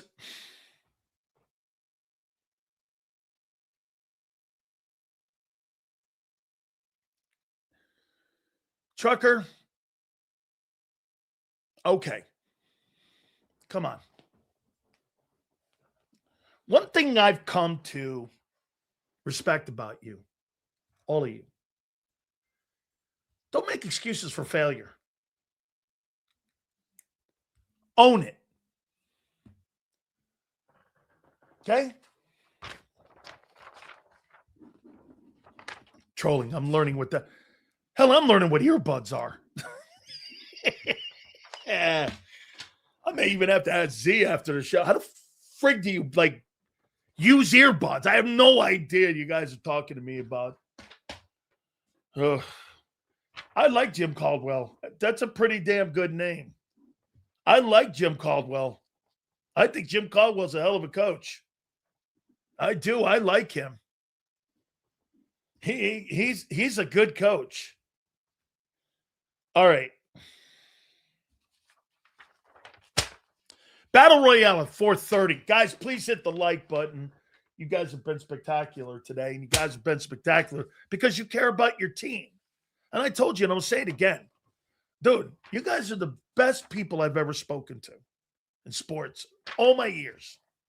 The best. Give me shit. We go back and forth. How you doing? And I'm going to, it's funny how, listen, I do a talk show for 4 hours. And for me, I look at it like, okay, this is the only time I'm ever saying this. Firing Kevin Patullo does what? All right. Without further ado, love talking to my friend in this segment here. By the way, always does well. Always, always, always. And I told you this before. I don't do this with a lot of folks. I think most people suck that come on with me because I told you why. And he absolutely loves football and he loves his Eagles. Without further ado, but he's a realist. Our friend Big Z, Xander Krause, joins us now. What's up, Sills? How you doing, brother? All good, man. All right, Big Z, what's next? It's a good question. Rumors today are that Mike McDaniel is one of the favorites by the Eagles organization. Diana Rossini reported this. I think it's interesting because, I never viewed him as a great fit with this offense. He's a Kyle Shanahan guy. They rely on a different style of offense than what the Eagles play. Potentially, it would signal that the organization is trying to make a bigger shift than I thought they would. But I thought that was interesting. And then the other name that Diana put out, I believe, was Brian Dable, if I'm not mistaken. Let me double check that to make sure. Kevin Stefanski, Cliff Kingsbury are going to get a look. It was at Dable and Dable and McDaniel. So it's going to be interesting to see who they end up with, Sills. So I don't know if Vic Fangio and him worked together in San Francisco when Vic was there. I know they worked together when they were in Miami. I'm wondering how that dynamic works. I mean, surely if you're going to hire somebody like that, no, not that. No, Dable? What's that? Mike Dable? McDaniel. Oh, Mike McDaniel. Yeah. Mike McDaniel worked for him in Miami. Vic. Well, Vic worked for Mike. Vic was the coordinator in Miami. Yeah, and Mike was the head coach. Yeah, he worked for him, right? I mean, they worked together, right? I'm saying, I wonder what that dynamic is and if it even matters. Okay, I mean, so are you hiring a guy for Nick with that style of play caller, or are you hiring a guy to help Jalen? I don't think it's about Nick. I really don't. Well, that doesn't fit Jalen. Look, the only thing I'll say about Nick is I don't know if Nick is a good coach or not. I do wonder though if everybody has gone a little too far on Nick. Like Nick created an offense around Jalen, and it does look ugly. I understand, and there's limitations, and it's risk averse, and it makes us all scratch our head sometimes, and I understand that, but they have been one of the most successful teams in all of football in the last 5 years. All true. You know, I don't know. Is Nick smarter? I said this earlier or yesterday, and some, everybody, of course, I got a bunch of comments, Nick is an idiot. I don't know. I think there's a chance that Nick Sirianni's a little smarter than we're giving him credit for. I'm not going to sit here and say he's like an offensive guru, but all head coaches aren't offensive gurus. Head coaches have to set the direction of the team that ultimately leads to the most success. How many times do you see offensive gurus get hired and all they care about is their offensive, philosophy, and then ultimately it doesn't work? A prime example is Mike McDaniel, who just got fired from Miami because they never achieved great success. So Nick set this offense. Yes, it's ugly, but maybe Nick is right, man. Maybe this is the best way to win, with Jalen Hurts and this type of attack. He's not a high volume passer. When they brought in Kellen Moore, I know it was a more experienced coordinator, but he didn't run his offense after week 4. Well, he's not running Mike McDaniel's offense in here either. Well, that's what I mean. Why are you hiring Mike McDaniel to come in and run Nick Sirianni's offense? It doesn't really matter. That's why that name doesn't make sense to me. Maybe it's a it's a. But it doesn't matter.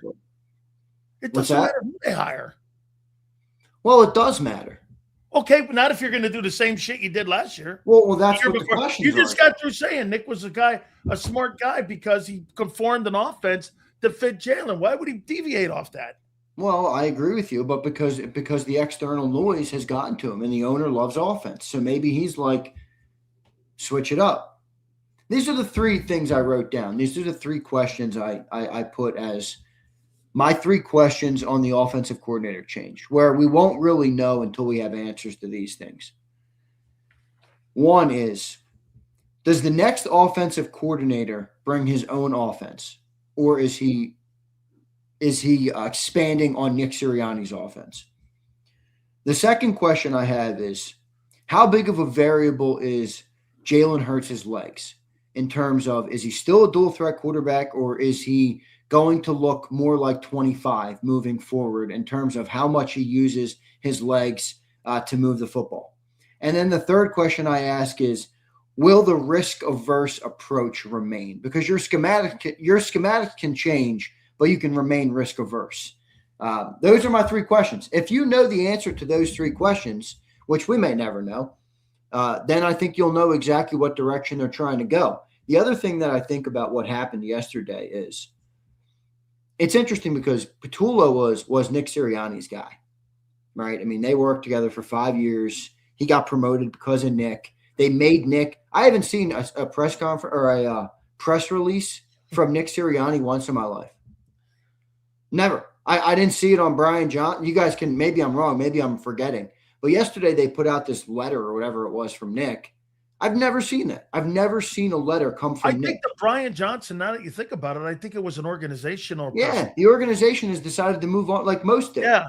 I mean, the Eagles, it almost was like they were like, okay, Nick, you wanted to hire him. Now you're going to have to put your name on the firing. It didn't say the Eagles are going a different direction. It said Nick Sirianni has met with the coordinator and said he has to go in a different direction. Okay. That's part A. That's part A, right? Nick Sirianni bails on his guy or fires his guy, for whatever reason. Part two is, isn't it now on directly the shoulders of Nick Sirianni and Jalen Hurts? I mean, you've gotten rid of the excuses now. You know, we're getting our way. Nick's offense didn't work. Kevin Patullo, the big excuse didn't work. Okay.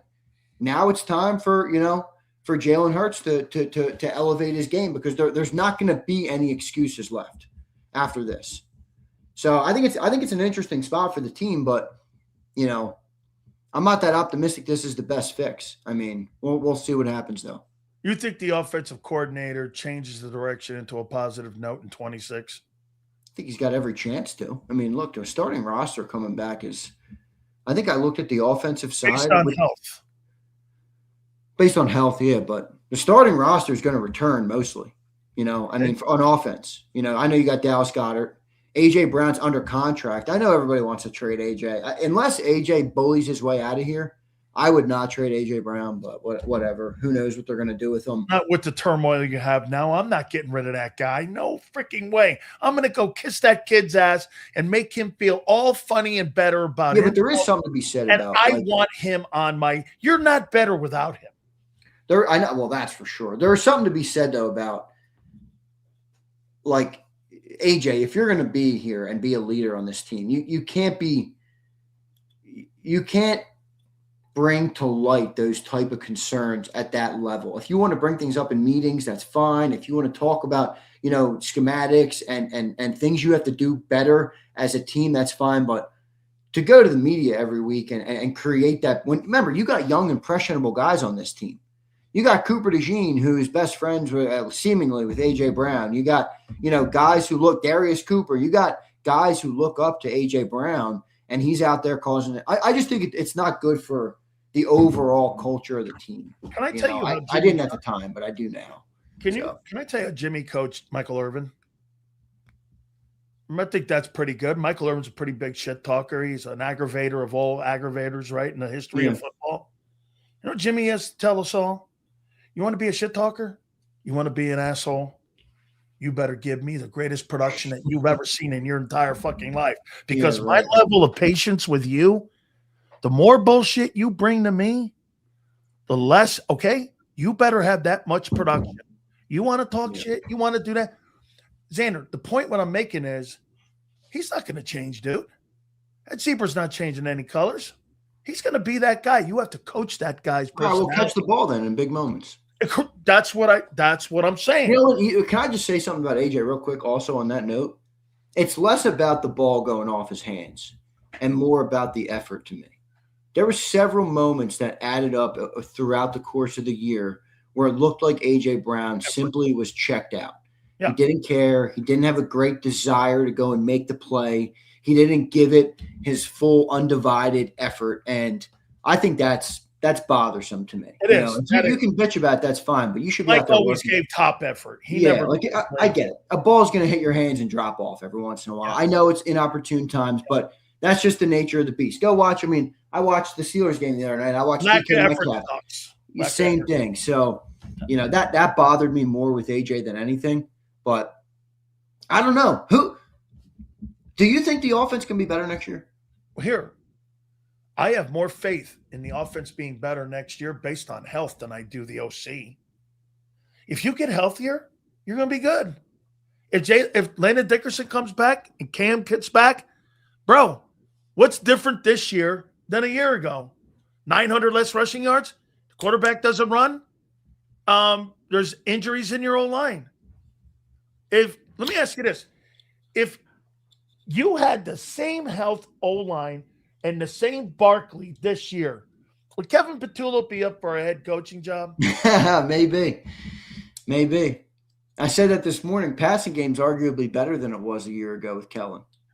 And if it was a little better than like it was a year ago, and you had all those components from a year ago, dude, you're winning 14 games. You're the number one seed in the NFC. But because you didn't have the run game, and your quarterback can't throw you out of trouble, and you got beat by a lesser, inferior team, because why? Do you agree with this? The roster going into that last Sunday wild card game for the Eagles was better, but yet the coaching was better on the other side, and that was the difference in the game. Yeah. All right. Do you agree with this? The next OC will tell you all you need to know about your head coach and quarterback. Yeah, I agree with that. For sure. The only thing that I would keep an eye on is, will they stick to it? Because they brought in Kellen. Remember what you guys got to remember. My first offseason when I was full-time content on the air, because before I was behind the scenes, but was before Kellen Moore's year last year when they won the Super Bowl. That offseason, the whole entire conversation all offseason was Kellen Moore's here to improve the passing game and the pro-style offense of the quarterback. That was what really everybody was hoping with Absolutely. Kellen Moore. He had the major passing games in Dallas, and he had that experience. He came from the Chargers. Before that never came to fruition. They maybe they bailed on it too soon. But if you do bring in, let's just say Mike McDaniel happens, okay, are you going to let him run his offense even if it looks ugly at times? I don't know. We'll see. How about this? Do you think, and me, a tea leaf reader, and I like to listen to things. Do you think 2 days in a row with Jalen Hurts saying me and AJ are in a great place? What's that tell you a little bit? It doesn't tell me anything. Nope. No, not a thing. Okay. Not a thing. I didn't hear him giving kudos. I didn't hear him giving kudos to Kevin Patullo the last 2 days. Well, Jalen never has given Patullo kudos. Okay. Well, I hadn't heard. Part of me wonders if that's a little selfish. Everybody else has given Patullo kudos. Saquon said Patullo's a great coach. No, he's not. Our execution is the problem. Devontae Smith, same scheme. We're not executing. A.J. Brown, Kevin Patullo's a great coach. Every single one of them. Offensive linemen, Saquon, Devontae, A.J., Goddard, every single one. The only one who's really made the question mark is Jalen. Now, maybe Jalen's right. Maybe Jalen's more honest. That's a possibility as well. But I thought the one part that I thought was a little disingenuous was Jalen saying, I don't run anymore because of the way the offensive coordinator calls the games. Like, Jalen, we all remember, bro, you used to destroy defenses with your legs, and they weren't all called runs. All right? You saw a gap in the defense, and you took it. You ran aggressive. You don't do that anymore. That's not on Patullo. I'm sorry, it's not. So I don't know. I don't know if it's disingenuous or brutally honest. I think we're gonna find out, right? Well, here I'm trying to find that one line that he had in the 2025 or 2000. What was it? This past offseason when he was asked about the constant changes of the offensive coordinator. And he says, and I remember him saying, constantly changing, you would like to have some stability in the building where you know what you're doing each year in each possession, and what you're doing when you have an OC that's been there for a little bit kind of makes it hard. I'm paraphrasing, but he said that. I remember the offseason here. You think he's been happy with any offensive coordinator they've brought in since Shane? I've never heard him endorse one. Well, Brian Johnson was his buddy. Okay. I didn't hear him going to bat for him once at the end of the year that year. I never heard him go to bat for him. Yeah, but even if Brian didn't work out, which, by the way, Brian wasn't bad at all. I mean, that was a top 10 offense. It was a decent offense. 8th. Yeah. That was like the offseason of Jalen, if you remember. They lost in the Super Bowl. That was his first huge year. He was a near MVP candidate. And then they paid him that summer, and they also elevated Brian Johnson, who was Jalen Hurts' friend. They worked together before. So that was kind of like the summer of Jalen, like when they really committed to Jalen Hurts being the face of the team. So I don't think if he looks back with disdain toward Brian Johnson's hiring, then I think that's a deflection. That was done for him, and Brian was successful. But isn't there a trend forming? It's like now 2 coordinators have been fired. Now there's also 2 going to a head coach. You got to give the context, but 2 have been fired with Jalen. I can't figure out another. Have 2 coordinators been fired for Josh Allen? Have 2 coordinators been fired for Lamar Jackson? Have 2 coordinators been fired for anybody else? That's not that short period of time. This is what I have a problem with. I do agree that Kevin Patullo was a problem and didn't have a good year. I have a problem completely removing the players from the outcome on the football field. Of course. Like if you're going to tell me that Jalen Hurts and his output with this offense has nothing to do with Kevin Patullo, it's simply because he's a dumbass and that's why he got fired. I struggle to buy that. If you want to tell me it's Patullo, it's Nick, it's Jalen, everybody, the offensive line didn't play good, Saquon strong. Okay, that makes sense. It's football. There's a lot of different contexts. There's a lot of different elements and variables involved in everything. That makes sense. I think we've dumbed it down to too much Patullo. Jalen was the quarterback of the offense. Jalen was the quarterback of the offense in 23. He was the quarterback in 24 as well. That really was on the back of the big running game. So I don't know. It's an interesting setup right now. I think the organization is so kind of protective about everything. Like, even John bitches about this. They don't say anything. And I think that kind of leaves some of these decisions up in the air where you don't know what route they're going to go. You don't know where the problem lies. And I wonder if that sometimes creates a little bit of fog inside the organization. The hiring of the OC will tell you what direction they're going. Yeah, but is Nick, Jalen, the owner, and the GM all on the same page about what direction they want to go? That's my question. Yeah. Are you sure? Absolutely. I don't know. You think they're gonna all of a sudden change with what they've done because they got knocked out of the wild card? Dude, they're not gonna change that. You got 2 14-win seasons in the last 3 years. You got a Super Bowl win. You got bumped because of injuries. They're going to look at it with injuries too, more so than they're going to look at it. You think Howie's going to turn and look at it and go, well, shit, the OC and the personnel sucked. Or is he going to go like this? The OC maybe wasn't the right guy and the guys were hurt. That's the angle they're going. They're not going to go anywhere else. You think they're going to look at it and go, this was on us? Come on, man. Since when? That's new. That's not how they operate. Oh, hey, the season's on us, everyone. That's why you got a fall guy this week. We'll see where they're going to go. We'll see where they're going to go. I put down a couple of names I think are a good fit. All right, let's hear it. I put Cliff, Greg Roman, Todd Monken.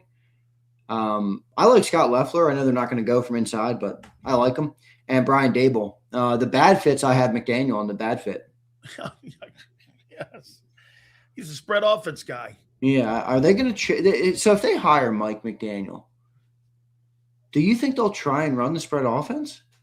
Will they try to expose Jalen? Well, no. Because if he fails now that is an interesting comment. Because that's a way to get out of that contract with him, showing that he can't run it. If you bring a spread off, that's why I said, whoever you hire at that OC. Yeah, but that's stupid. They're going to try and win. That would basically be them not trying to win. Okay. Well, then, same old. Hey, it is what it is. No, Dawood. No, Dawood. If you bring Dawood, a Kyle Shanahan, Jalen Hurts is going to be Trey Lance. Someone could put that in a super chat this morning. He's right. If you're going to bring a Kyle Shanahan guy in here, you're going to expose the guy's issues. Guy's going to be throwing ducks like he did in 23. Yeah, but you know what else that'll mean too? If they bring in Mike McDaniel and he's running a spread offense in week 1, Tanner, baby. Nick Sirianni is completely and utterly castrated. Absolutely.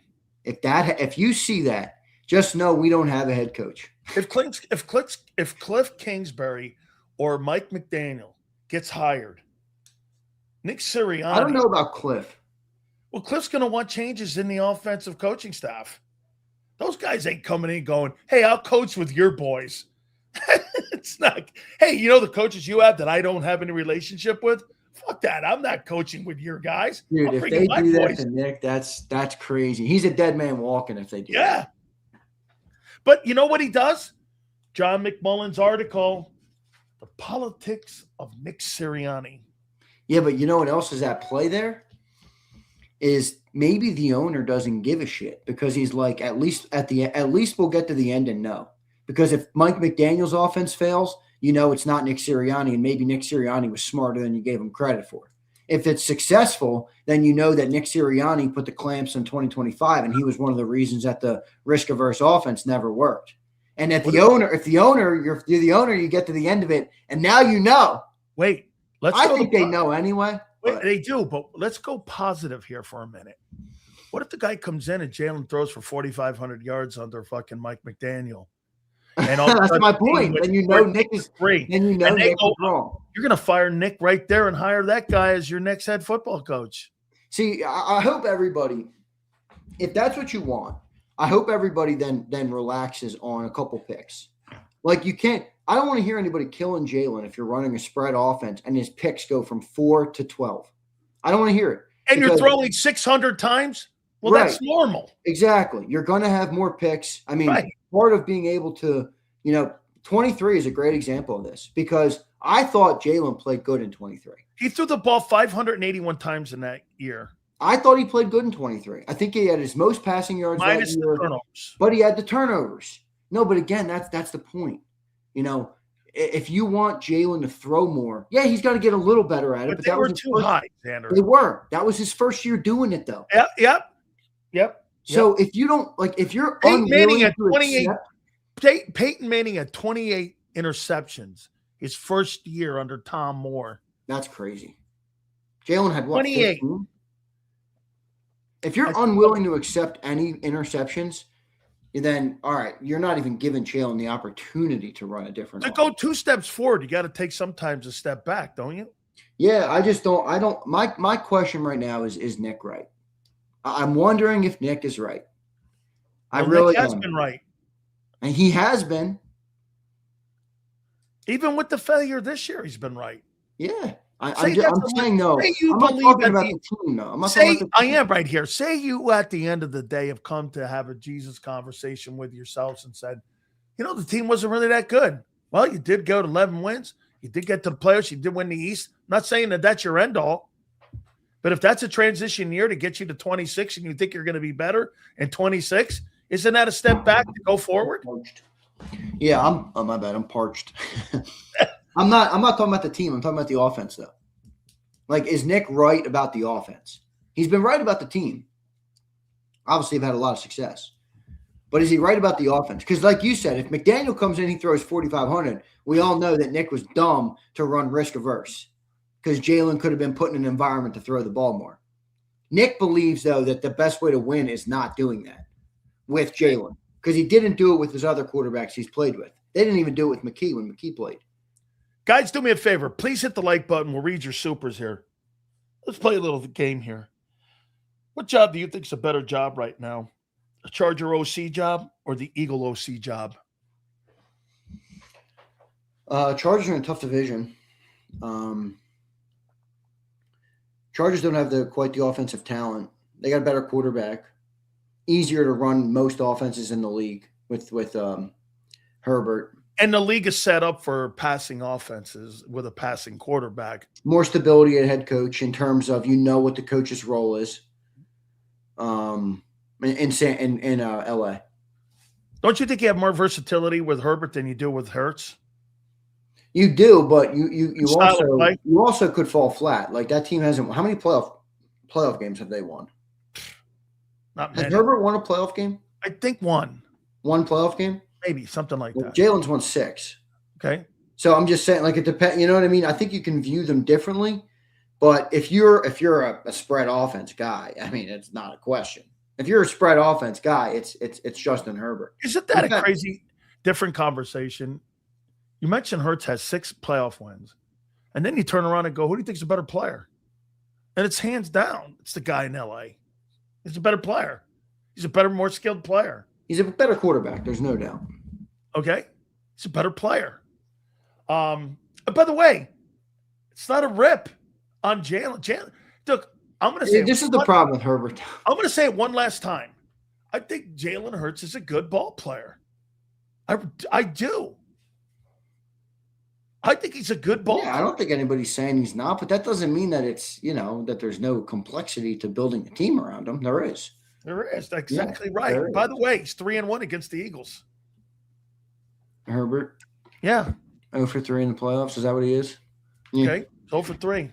No, I mean raw talent. He's good, but there is more to playing the position than just raw talent. I think Hurts deserves credit for that, but that's also changed a little bit. I mean, can you name a wideout in Los Angeles? Yeah, I can. Yeah, Okay. Keenan Allen. Yeah, they had what's that guy's name? 12-year Keenan Allen. Okay. Mike what? Oh, Keenan Allen's a beast. Come on, don't delegitimize Keenan Allen. Keenan Allen. Did he have a grand this year? I think he had 700 yards. He did? Did AJ? I don't know how many yards. He had 777. Okay, just checking. All right, just checking. Wait a second, though. Don't be a dickhead. What? They didn't have a 1,000-yard receiver, my friend.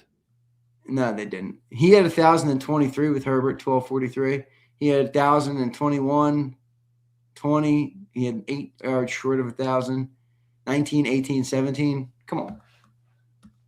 Keenan Allen's a good player. He is a good player. He's a really fine ball player. Who else do they got? Yeah, who else do they got? Let me know. Help me out here. Darius Davis. Who? Delavion Campbell. Who? I don't know. Trey Harris. Jaquay Jackson. Quentin Johnston. And Ladd McConkey. That talk about somebody overrated. Ladd McConkey. Man. People really tried to tell me that guy was like one of the top receivers in the game. All right, dude. That guy's like, man. I didn't see it either. Not happening. You kidding me, dude? I'm good on that guy. Do you agree with this line? What the Eagles do with A.J. Brown is going to dictate what they do in the draft. They got to go trenches in the draft. You get rid of A.J., what are you doing? You think? Wait a second. You think you're going to pick somebody at 23 overall? It's going to replace A.J.? No. I'm asking you what you're doing. Sign George Pickens. Okay. All right. Hey, by the way, I was told that guy was a character issue, and DK Metcalf was the guy that got suspended, wasn't he? That's funny. George Pickens, you just replaced? No, I'm good on George Pickens. George Pickens, you think A.J. Brown caused a fit? Oh, man. George Pickens would drop a nuke on Philadelphia. Oh, my God. This guy. I think there'd be hand fighting. He'd be charged with war crimes. George Pickens in Philadelphia. He would rumble this city, man. That would be so funny. I want to throw this at you here because I want to get clarity from you. Sirianni and Hurts, if those guys are here, same old. The main thing's the main thing, right? Main thing, baby. Yeah, I agree. Same thing. Until you change that dynamic. I got to see where Jalen's going in his career. He's getting older. He's running way less. He's trying to become a passer. I don't know. I just don't know where they're going. It's going to be very interesting. John brought up a good point. He's like, if you're bringing in an established OC, they're going to have more questions for the Eagles than the Eagles are going to have for them. Yeah. What do you want me to do? Make the quarterback better or not? You want me to make the quarterback better or the offense better? Isn't that two separate questions? Kinda. Well, I don't know. I mean, this is why I think a crux question is Nick right? Because they're going to come in and say, I'm going to make the quarterback better. I'm going to run this offense. And then when they start turning the ball over and losing football games, is Nick's going to be over in the corner with his arms crossed like this. Well, I told you throwing the ball 20 times a game was a better recipe. I told you hitch routes were a better recipe. I told you keeping things out of the middle of the field was a better recipe.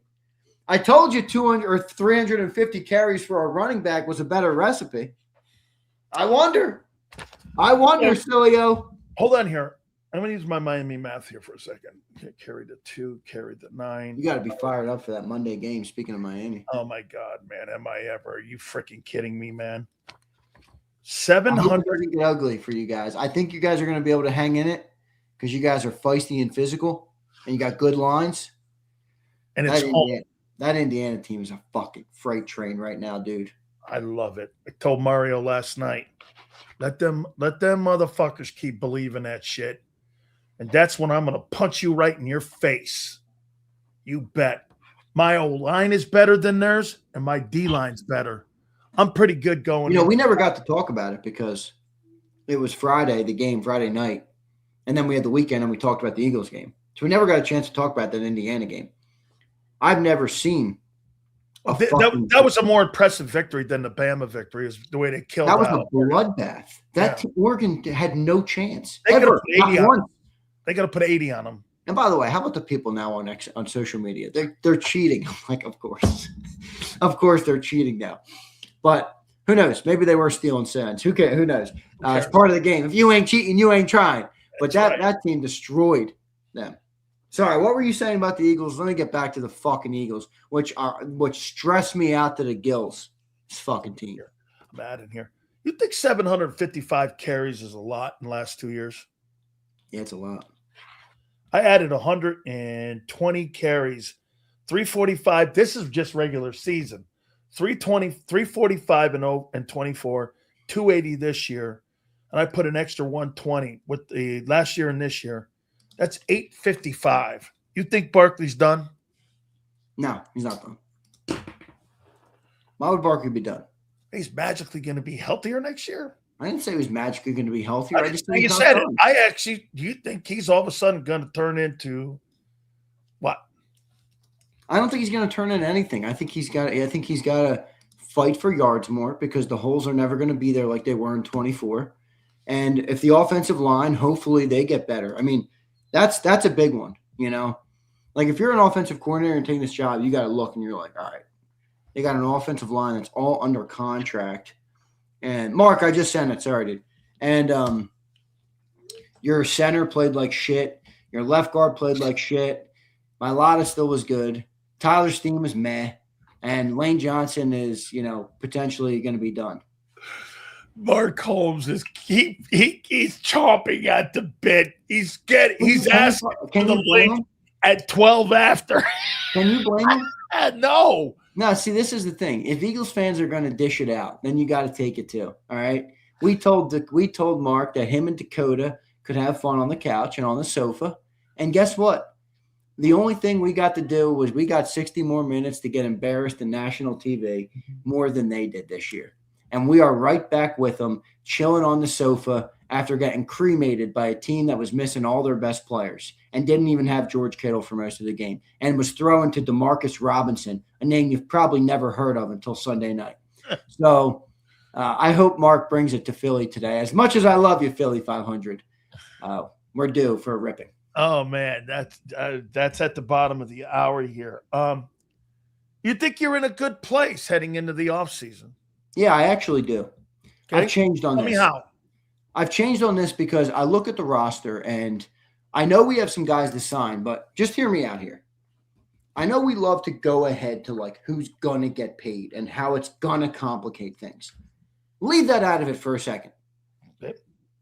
Jordan Davis is under contract for next year. Jalen Carter is under contract for next year. Moro Ojomo is under contract for next year. Jalix Hunt and Nolan Smith are under contract for next year. Quinyon, Cooper, Bond, Jahad Campbell, and Andrew Makuba are under contract next year. That leaves Jalen Phillips and Reed Blankenship and cornerback too. 3 spots to address on the defense. You go over to the offensive side of the ball. Right tackle's under contract. Right guard's under contract. Center, left guard, left tackle under contract. Saquon under contract. Jalen under contract. Wide receiver 1 and 2 under contract. The only thing you need there is a wide receiver 3 and a tight end. So if you look at the roster, again, maybe they've gotten older. Maybe they're not as good. That's a valid talking point. But you're going to return most people. So if Howie has a good aggressive offseason where maybe you make some trades or some changes or you bolster some things where you need to get bolstered, set yourself up to pay the guys that you need to pay. I don't know if you bring back Jalen Phillips. If you don't bring back Jalen Phillips, that's probably what they take in round 1 of the draft as an edge. I think they can fix this. The question is, what type of offensive evolution happens? Because I'm not sure what the offense can become. All I know is that defense is going to be good again. Okay, how about this?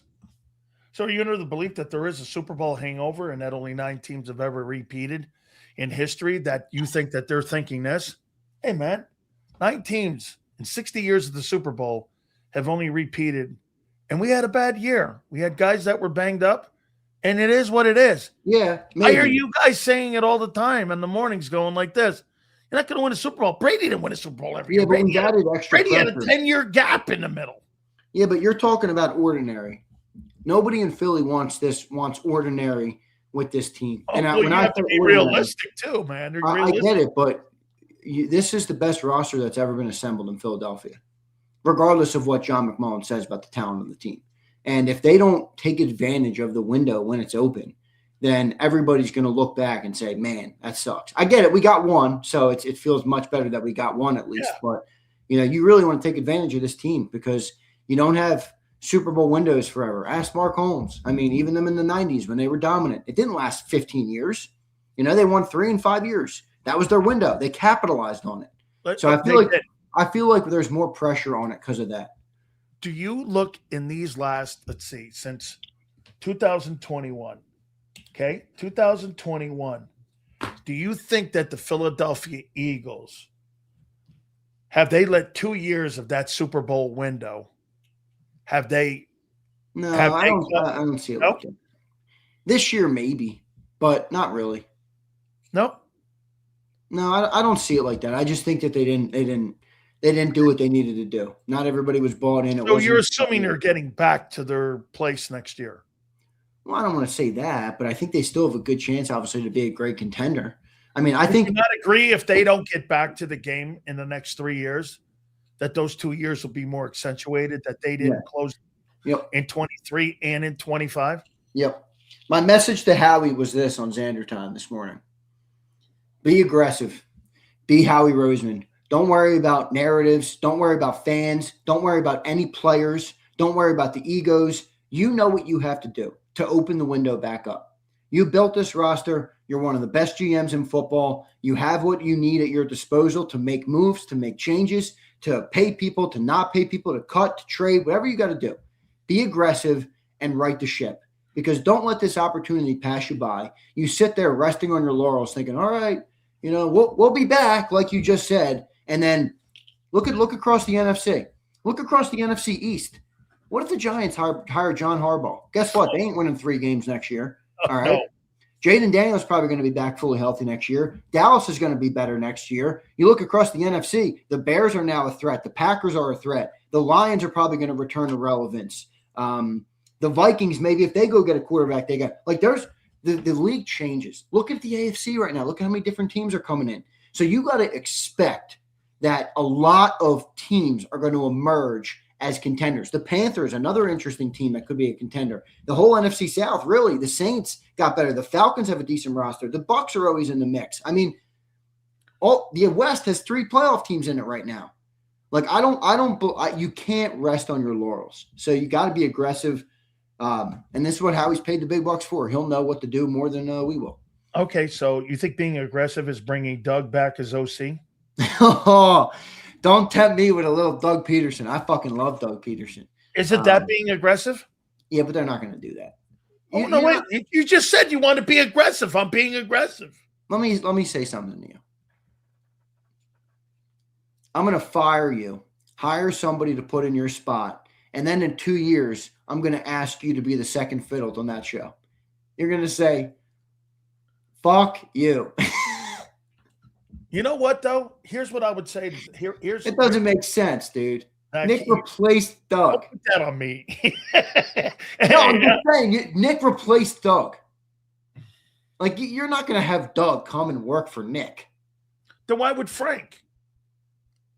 Because Nick worked for Frank. I know. He never replaced Frank. Frank's going to have to come in and work for Nick now.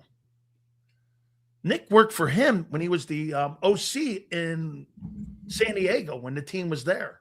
No, it's different. You know it's different. Position coaches. Be like Kalen DeBoer calling Saban, hey, can you come help my defense? No. Yeah. You're talking iconic guys. Okay? I mean, hey, Doug said it on this program. He'd do it. Doug said it. I know we can replay the bite. He said it. I don't know. I asked the question, Doug, would you come back and be the offensive coordinator? He goes, I'm intrigued. What do you think? What if they hire Mike McDaniel? I almost feel like that won't work. I didn't think Kellen Moore would work. It did work though, because he had a better knack for in-game play calling. And he changed completely. He's not a passing coordinator. I mean, he's not a coordinator guy. That was not Kellen Moore's offense. Yeah, but that was Kellen Moore also. He got the job because he did change. That's how he got that job. He make Jalen Hurts better. Passing game blew. I mean, he rode Saquon Barkley to New Orleans. That's what that guy did. That's what he did. Mike McDaniel. Are you going to be good? You think Philly would be good at seeing that Hello Kitty? I think he's a fucking goofy, but that's all right. I'm a goofy. Yeah, no, I'm all right with Goofy too, man. I mean, all of a sudden he's got a Hello Kitty bag and he drives one of them cube cars. You know, you can plug his car into your lighter. Why you hating on Mike? He's a good offensive mind. Oh, he absolutely is, man. Yeah. The way he schemes up people, getting them open. But then you got to ask the question, well, how's that help the quarterback? He can't free defenses. I'm going to scheme up an offense, and I'm going to watch AJ out in the middle of the – you know what you're going to see pretty soon? You're going to see AJ like he's like the guy in Brazil, Jesus praying over the city. There's going to be a statue of AJ. That's an epic statue. That's an epic statue. Oh, it is. One of my iconic statues of all time. I love that statue. I don't know. I don't freaking know, dude. I feel like if they hire McDaniel, it's going to be the most interesting. Who would be the worst hire in your opinion? The worst hire? Yeah. Let's see. What's this thing with Todd Monken? What do you mean? What's this thing with him? Yeah, what Todd Monken? I think that'd be good. If Jalen wants to run, if the guy just got rid of haven't we been like he's not gonna run? He doesn't want to run. Okay, if you take that premise and let's just say that's true, haven't we been hoodwinked and bamboozled? I mean, if you're Jeffrey Lurie, you got to be like, what the fuck? I want my return on my money. That's paying somebody to be, and then they just say, all right, after they get paid, they don't do half their job. Hey, wait, sounds like somebody we know. Anyway, I'd be like this. Hey, hang on here, man. I bought this house and it's leaking. I don't know. I mean, I just feel like Jalen's got to How much do you think the agency, Clutch Sports, has a lot to do with style of play that Jalen wants to play? That's a good question. You think the wife has anything to do with it? Don't get hit. I think the agent says that. My wife would say, you can throw yourself under a truck if it gets you $51 million. I think the agent's probably saying this. I mean, yeah, but after that first 51 million hits, and you got the house and the cars and everything's paid off. 1 year, I'm out. Exactly. I'm not waiting 3 years. Give me 1 year, I'm out. Don't you think, though, man? Do you think there's a little ego with Hurts too, that he wants to be looked at the rest of these guys? Well, I think it's natural. I don't think there's anything wrong with it either. I think it's natural for him to want to extend his shelf life. If you were making 51 million and I could say you'll make it for an extra 3 years or you'll make it for an extra 10 years, you'd be like, what do I got to do to make it for 10 years? So I think that's natural. I think he probably wants to protect himself, which is okay. But if the offense is going to suffer because of it, then you can take that somewhere else. There's another team who will pay you $51 million to do that. I guarantee. Isn't that kind of what happened this year? Yeah, it is. Sure looks like, and you bring up also the sliding before and all that. Sure looks like a lot of business decisions being made out there. Oh, yeah. AJ not going full out and Hurts sliding and all that. Tons of business decisions. Yeah, you got a bunch of businessmen out there playing ball instead of football players. Well, this is what happens when everybody gets paid. Yes, sir. Wins the ring, bling, bling. Everyone starts going, where's my place? Where's my bite of the apple? How you doing, right? Everything's going to be all right, Eagle fans. All right? Everything is going to be all right. What a great. There is more content in the offseason for this team than there was during the regular This might be the season. most we've ever had for an Oh, offseason. my God. This is going to be iconic. Holy cow. He's in the green room, and he's ready to I hope Mark Holmes takes it to Philly today. No prisoners. We dish it. You got to be able to take it. No prisoners. Hey, wait a minute now. Philly, you should have seen I text Philly yesterday. He didn't get back to me for about 2 hours. Usually gets back to me right away. I can't wait to kick his ass. All of a sudden, man, yeah, Sills, I'll be right there, man. And I'm like, let's read these supers, brother. All right, let's do it. Let's do it. By the way, Holmes got his own problems too. Who knows what they're doing? There he goes. I don't know if we're playing Pickens. Who knows? Hey, what about Christian Parker interviewing? I actually think that'd be a good hire for them. It would be a great hire. If you're a Cowboy fan. Yep. And I, you know what else I weirdly think? Fans are going to rip me for this. I think Jonathan Gannon would be okay there. Yeah. He's going to run a more – he's going to change up that scheme. It's not going to be as good as Fangio, obviously, but that's a better type of defense to play with Dak Prescott. I think that's going to go and get your points. So if you can hold him in red zones and, you can play that bend but don't break and you actually don't break, then – If you think about it, Jonathan Gannon had the best front seven pressure numbers in the history of the Eagles. He had 4 guys at double-digit sacks that year. He had 70 sacks. Are all their DTs back next year? Mark, are all your DTs under contract next year? Quinnen? I can't hear you. Just not. Yeah. Kenny is too? Yeah, all right. So they're going to be good in the interior. Those 2 dudes are in the middle. Yeah, let's get to these. Here's Matthew. Locker room feels flat. Last time this happened, we landed AJ, then Barkley. Both sparked runs to the big game. History says a big offensive move is coming. Who's next? Where are you going to make a big offensive move? Yeah, where's that coming from? If you make a swing, it's at edge. Guys, they've already maxed out their pay at every position. Like, you can't really get better at any position. This is my whole point about the offense being so underwhelming. It's, it's one thing to have an underwhelming offense when you're Justin Herbert and you don't have an offensive line, or you're, another one of these teams that has no receivers, or you're Brock Purdy and you're throwing at DeMarcus Robinson. We got everything. Yeah. You can't even come up with a trade to improve a spot. I got it, man. Tight end, maybe. Here's Hangry Dog. Sileo, reading between the lines, correction. Didn't Doug say he would do consulting role, not OC? Doug also said Frank could help with run game in Philly. No, he said he'd be the OC. I got to go back and listen to that interview. You should try and get Doug back on. Although he's probably interviewing now. Maybe. I don't know if he is or not. Mr. Hill says, you should replay that. Doug saying that. I guarantee you. Pinned on the channel. Sills, I hope you are only the sideline next to Mike Monday night. Oh, on the sideline. He's not flying to Miami. This guy knew he wasn't. Yeah. I mean, if Miami can't get him to go to Miami for a national championship. Here's Tyler. Bold prediction. Without AJ, Hurts and Sirianni miss every postseason. My self-Hurts game makes me hate football.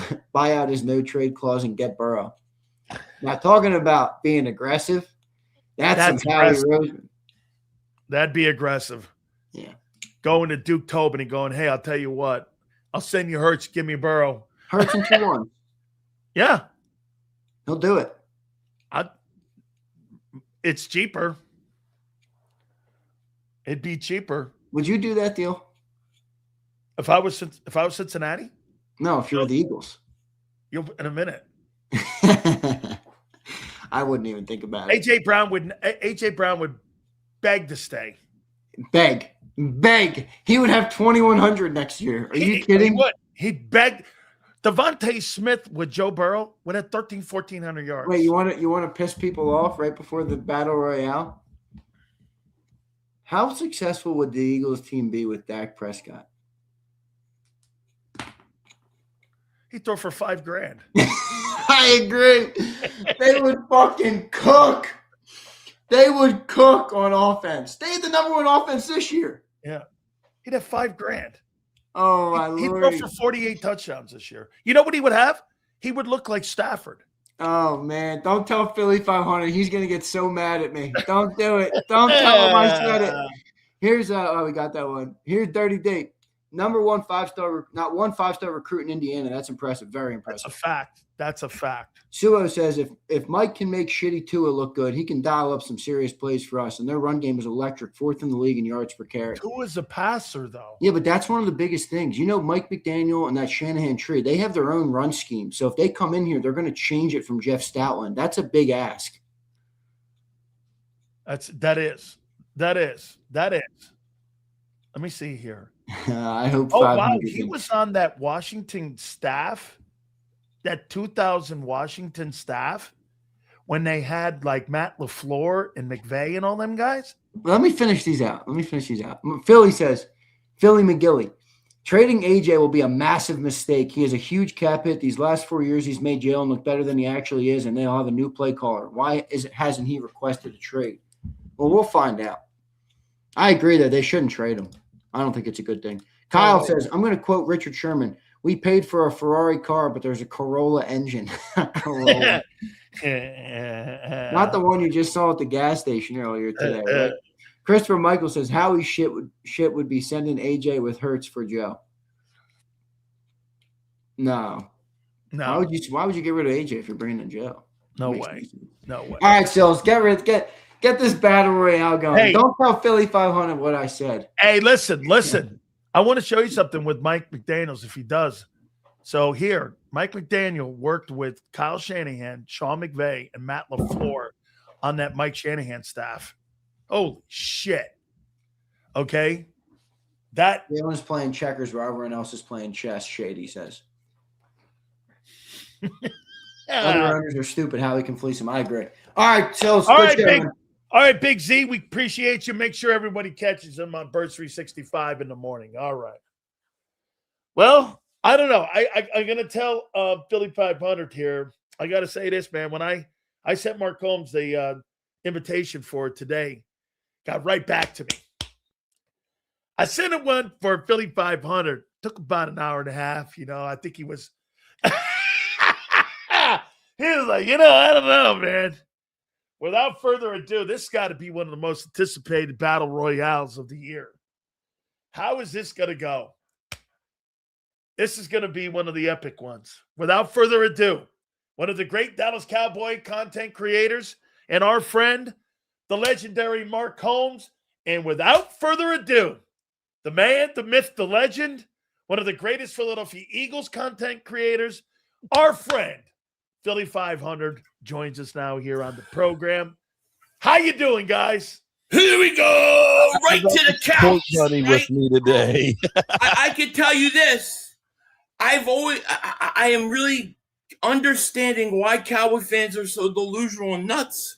It's been a long time since I've had to take a seat on the couch. I forgot what it's like, but now I see what it's like to be a Cowboy fan year in and year out.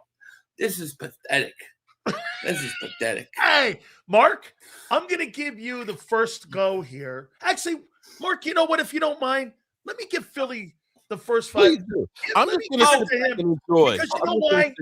He is still I gotta say, champ. Wait a second. You texted me. I texted you as soon as I could. I can't help it if I have things to do. I can't sit in front of my computer screen like Mark. I can't help that. Okay. Hey, I was just and then tell Xander to stop sniffing cowboy panties because I heard what he said earlier. I heard what he said. I hope Mark kicks his ass.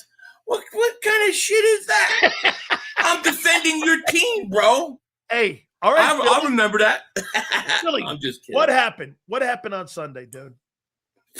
Out-coached, outclassed. Big time, man. Yeah, it was really disappointing. I'm very, very disappointed in that playoff performance. I hate the whole thing leading up to it. I keep going back to you could have got the second seed, but you arrogantly sat there and acted like, well, we got the 3 seed. We're so good, we don't have to worry about, right? And you see Shanahan come in with a depleted team, and he outcoached you. You just got outcoached off the field, man. And to me, it was very eye-opening, that's for sure. Mark, what was your feelings as a Cowboy fan watching the Eagles go down in flames on Sunday in that wild card game against a lesser team, as Philly said, that 49er depleted team. I felt like I just couldn't wait for Wednesday to see Philly 500.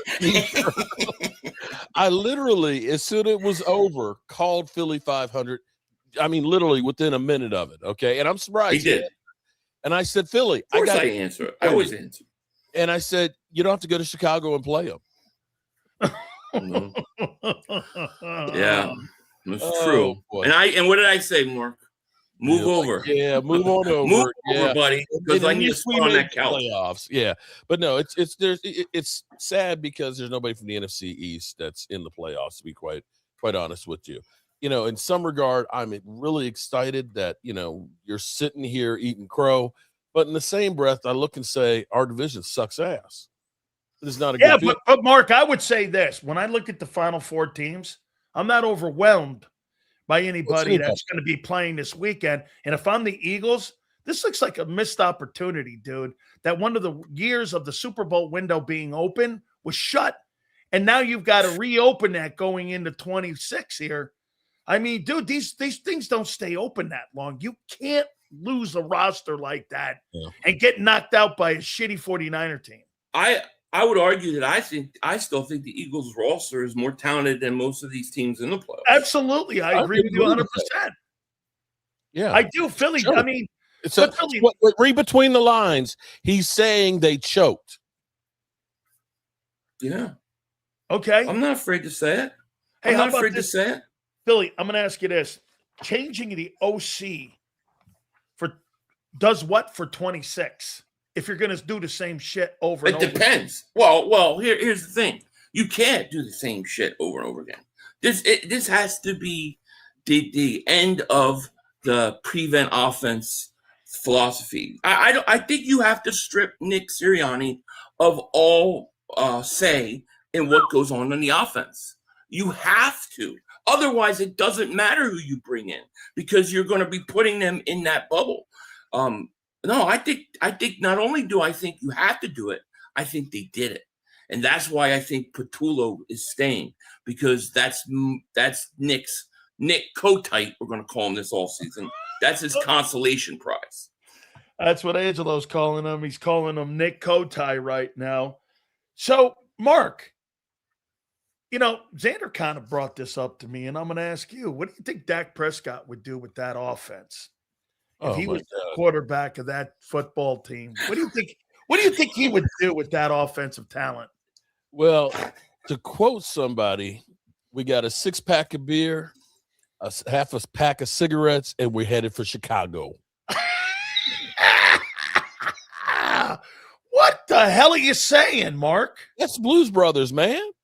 There's no evidence to support Mark's claims. All right. Dak Prescott has had plenty. Look, Dak would have had a great all season. He would have competed to Stafford for MVP, and he would have choked. He would have choked in the first round. He would have choked too. I tell you what. You asked before we got on here. You asked the question of what the Eagles would be like with Dak Prescott. What would the Cowboys be with the Eagles' defense? They'd be in the NFC Championship game. They wouldn't be in the NFC. There's no evidence to show that. Oh no, there wouldn't. No, you can't just put them in there because you feel like putting them in there. You have no evidence that Dak quarterback.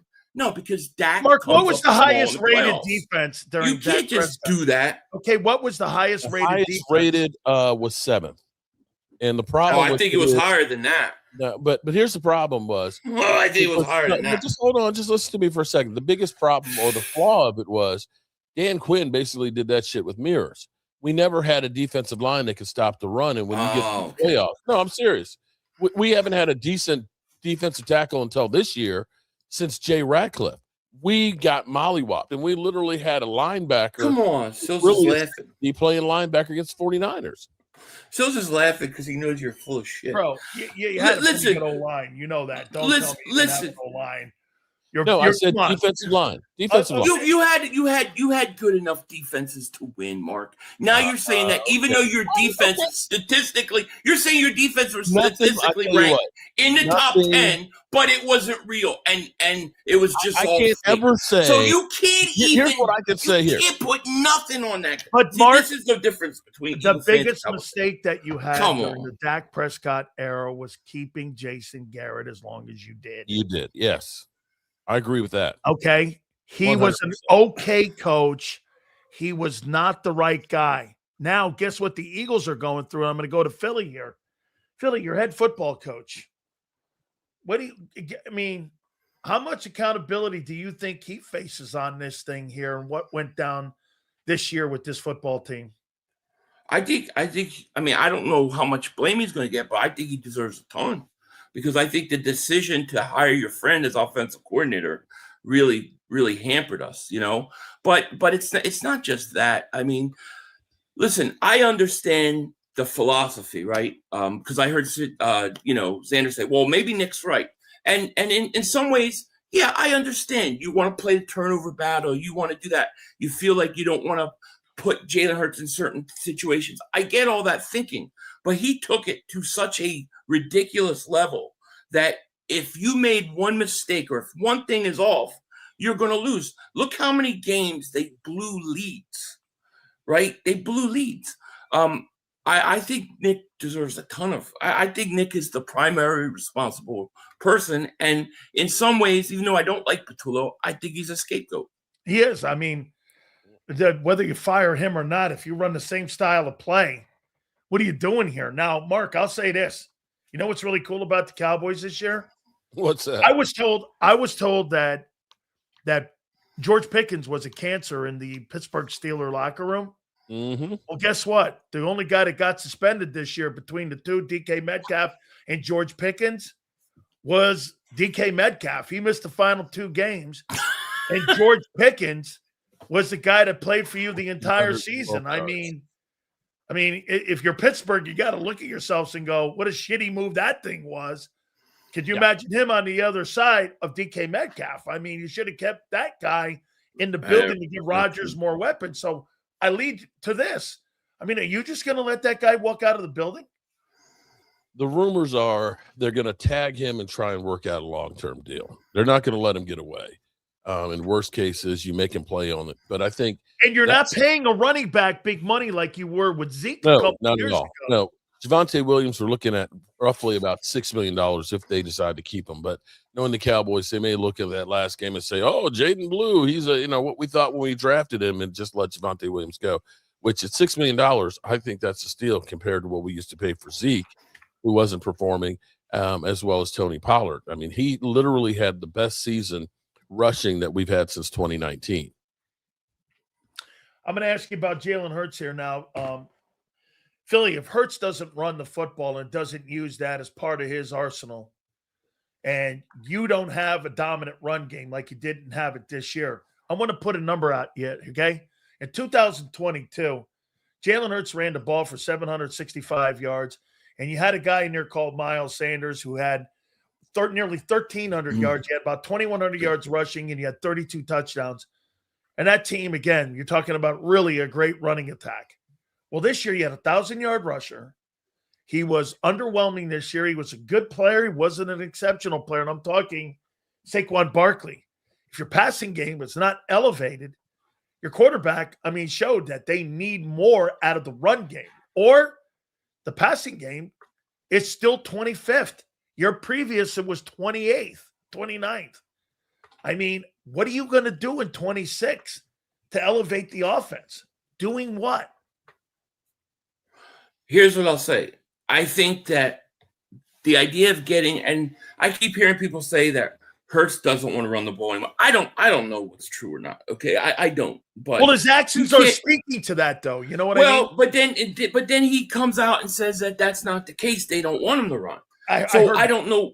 So I don't know what to make of it. But what I'm saying is you can't take away one of his weapons. Right. I'm not saying you have to overly run him, but you got to do it enough where it's an actual threat. And one of the things that surprised me most about this game was I really thought they were going to unleash that a lot more. I thought they were saving that back.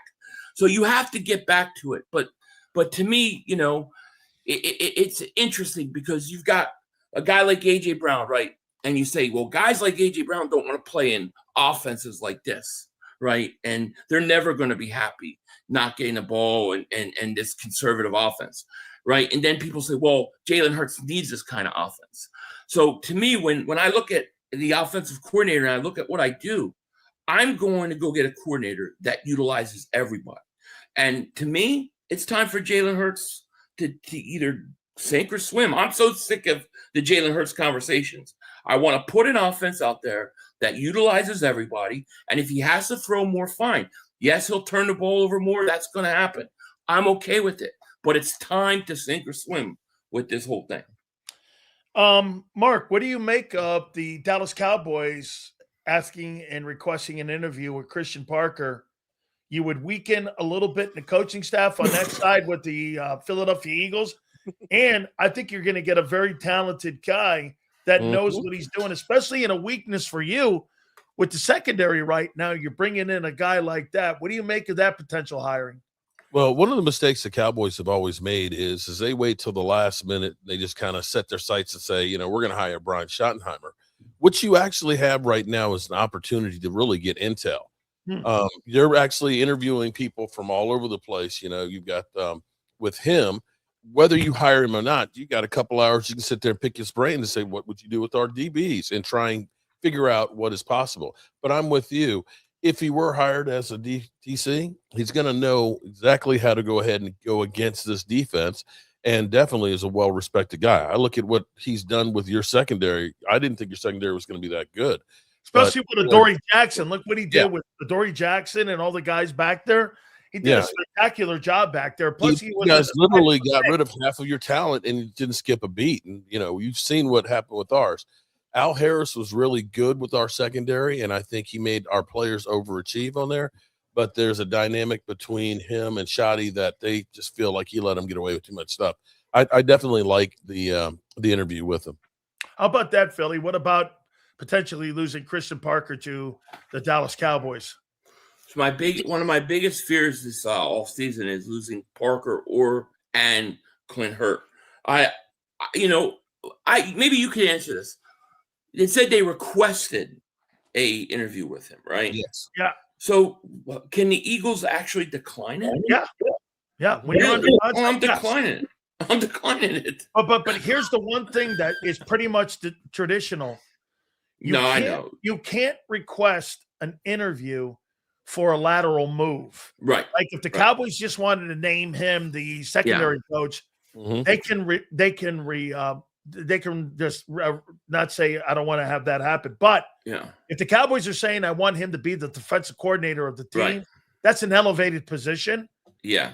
That's kind of where usually teams give that request. I think that the Eagles should go to him and say, hey, we want you to be the defensive coordinator of the future, him or Klinger, and then here's more pay money them not accordingly. to do it. But give him more money. I mean, pay him as a defensive coordinator. I don't want to lose him. I think he's fantastic, and I think Clint Hurt is fantastic. I think the one strong point that we have is we have really good defensive coaches. I like what they've all done. So yeah, I hope he doesn't go.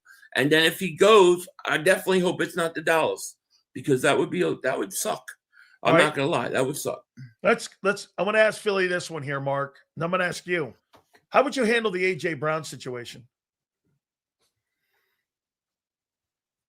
You, Philly? Me? Yeah. I'm keeping him. Well, I would get him in and say, all right, look, we're going to get this offensive coordinator. The offense is going to change, and this is what we're going to have. And I get him excited and behind it. I have no interest in trading A.J. Brown. For what? For what? A 4th round pick, and then I need another receiver. I don't see how that benefits his team.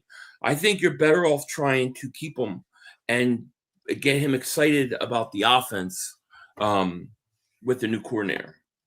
Real quick on that then. I didn't ask Xander this, and I should have. Would it the new offensive coordinator excite A.J. more than it would the quarterback? I guess it depends on the coordinator, right? I don't Well, if know. the coordinator's Because- Mike McDaniel, this is the guy that got the ball to Tyreek Hill and got the ball to Jalen Waddle. Well, I think that Isn't excites that how Jalen you Hurts motivate too. AJ doing that? Yes, right, of course. But I don't think that Jalen Hurts loves this offense either. Like, I think if you told Jalen Hurts he's going to throw the ball more and do more, I think he'd be okay with that. I really do. Mark, how would you handle? Obviously you get a chance to see CeeDee Lamb and his dynamics in Dallas. How do you think you would handle the AJ Brown scenario? Here's the reality: is finding receivers of that quality, knowing what we went through after we got rid of Amari Cooper, you can't just get rid of him. And here's the other reality of if you trade him pre-June 1st, you're taking a $43 million dead hit. And even if you make it a post-June 1st, you're still taking another $16 million. He's only 23 next year. So you need to figure out a way to make that guy happy and work into your system more than anything else, and kind of, let him know, this year was a mistake. We got rid of Kevin Patullo. We're going to be more, wide receiver friendly, so to speak, and make that guy happy. You've got to make it work. But wait a minute here, guys. If they're going to make that work, that means spreading the offense out. That means going away from what has won for them. Why in the world? Follow me here, though, Mark. They're 11-6 this year, okay? Yes. That's their floor the last 3 years. That's their floor, right? Yes. Okay. Yes. Here's Why the problem. in the world would I change when I've got 2 Super Bowl appearances in 4 years? Why would I go away from that style? Why? Because I want more balls for my wideout? Not saying going away from it, but you're going to need to air it out more because Saquon is not going to be the same guy he was last year. You can't. No, he's rushed over 750 times in the last 2 seasons. He can't be 755. Yeah, you can't be a workhorse and think he's going to get another 350 carries next year and that he's going to be able to produce the same way. I.e., you need to rely on the receivers a little bit more to open this thing up so that way you're using the pass to help set up the run even more to give him more lanes to rush. Philly. The problem is, Go ahead. Respond. No. I was just saying. I think a lot of the problem is, like I said, they've taken it to such an extreme with the conservative play that I also think teams have adjusted to a lot of things that they've done, and they did not adjust. They just doubled down. And I think when you look at also trying to keep your players happy, like AJ Brown, I think you just have to go away from it to a certain extent. I'm not saying you can't play it safe and at times, but you've got to open it up a little bit. You just do.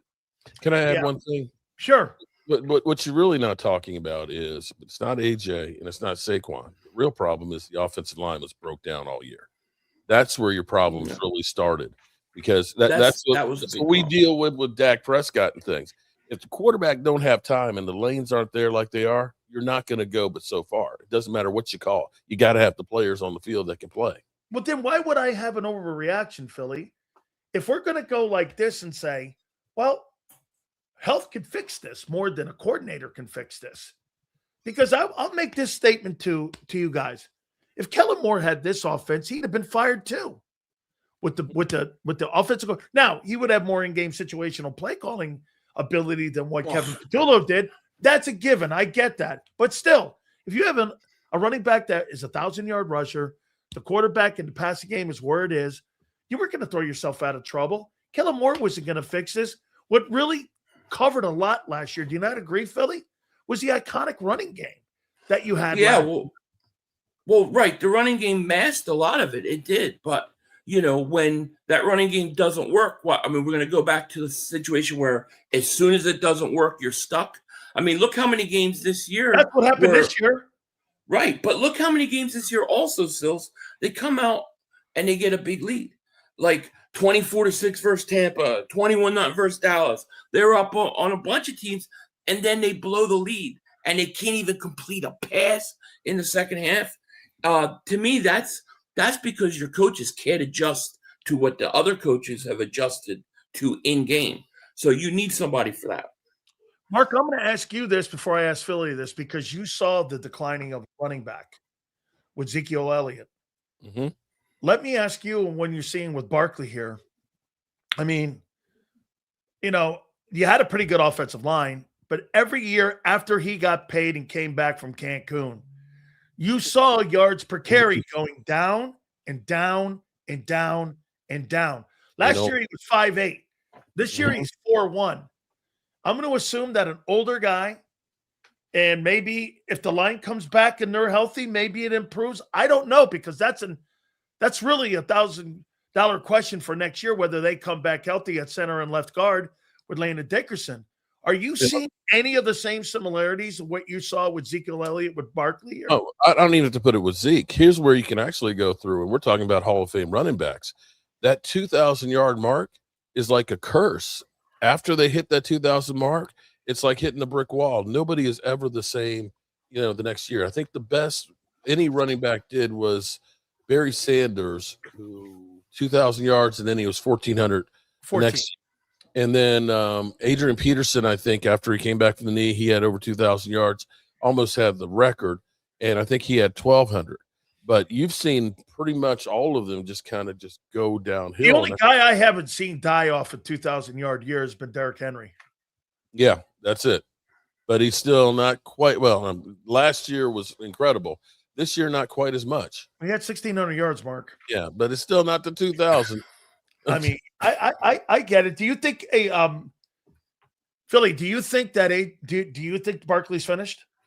No, I don't think that at all. I'm not saying he's going to get 2,000 yards again. How many years do you think he's got left being the prominent number one running back? I think another good 2 around a healthy line. And the only reason I say it is because when you saw Elliott fall off, there's something. He just looks slow, no burst. I don't see that from Barkley. What I see from Barkley is 3 straight times where he touches the ball. As soon as he touches it, 2 guys are in the backfield. And here's the other thing: Barkley played better down the stretch. Believe it or not, he actually played better down the stretch. These last 4 or 5 games, he had a bunch of a couple 100-yard games. He had a 100-yard game in that playoff game. So I don't think it's Barkley yet. I think it's more offensive line. Mark, what's the number one priority in the offseason for the Dallas Cowboys? There's so many priorities here.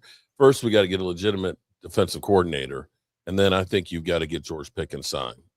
You don't do those 2 things, it doesn't matter what else you do. But aren't your problems more on D? Our problems are more on D, but right now, your offense is helping your defense. Your offense is what's keeping you afloat in ball games. You can't. Right? Now, I get it. In 23, Dak Prescott had many yards and more touchdown passes without a George Pickens. But I'd rather have that guy there than not have him there. But our defense, we got nowhere to go but up. And they've got a lot of work they got to do on it.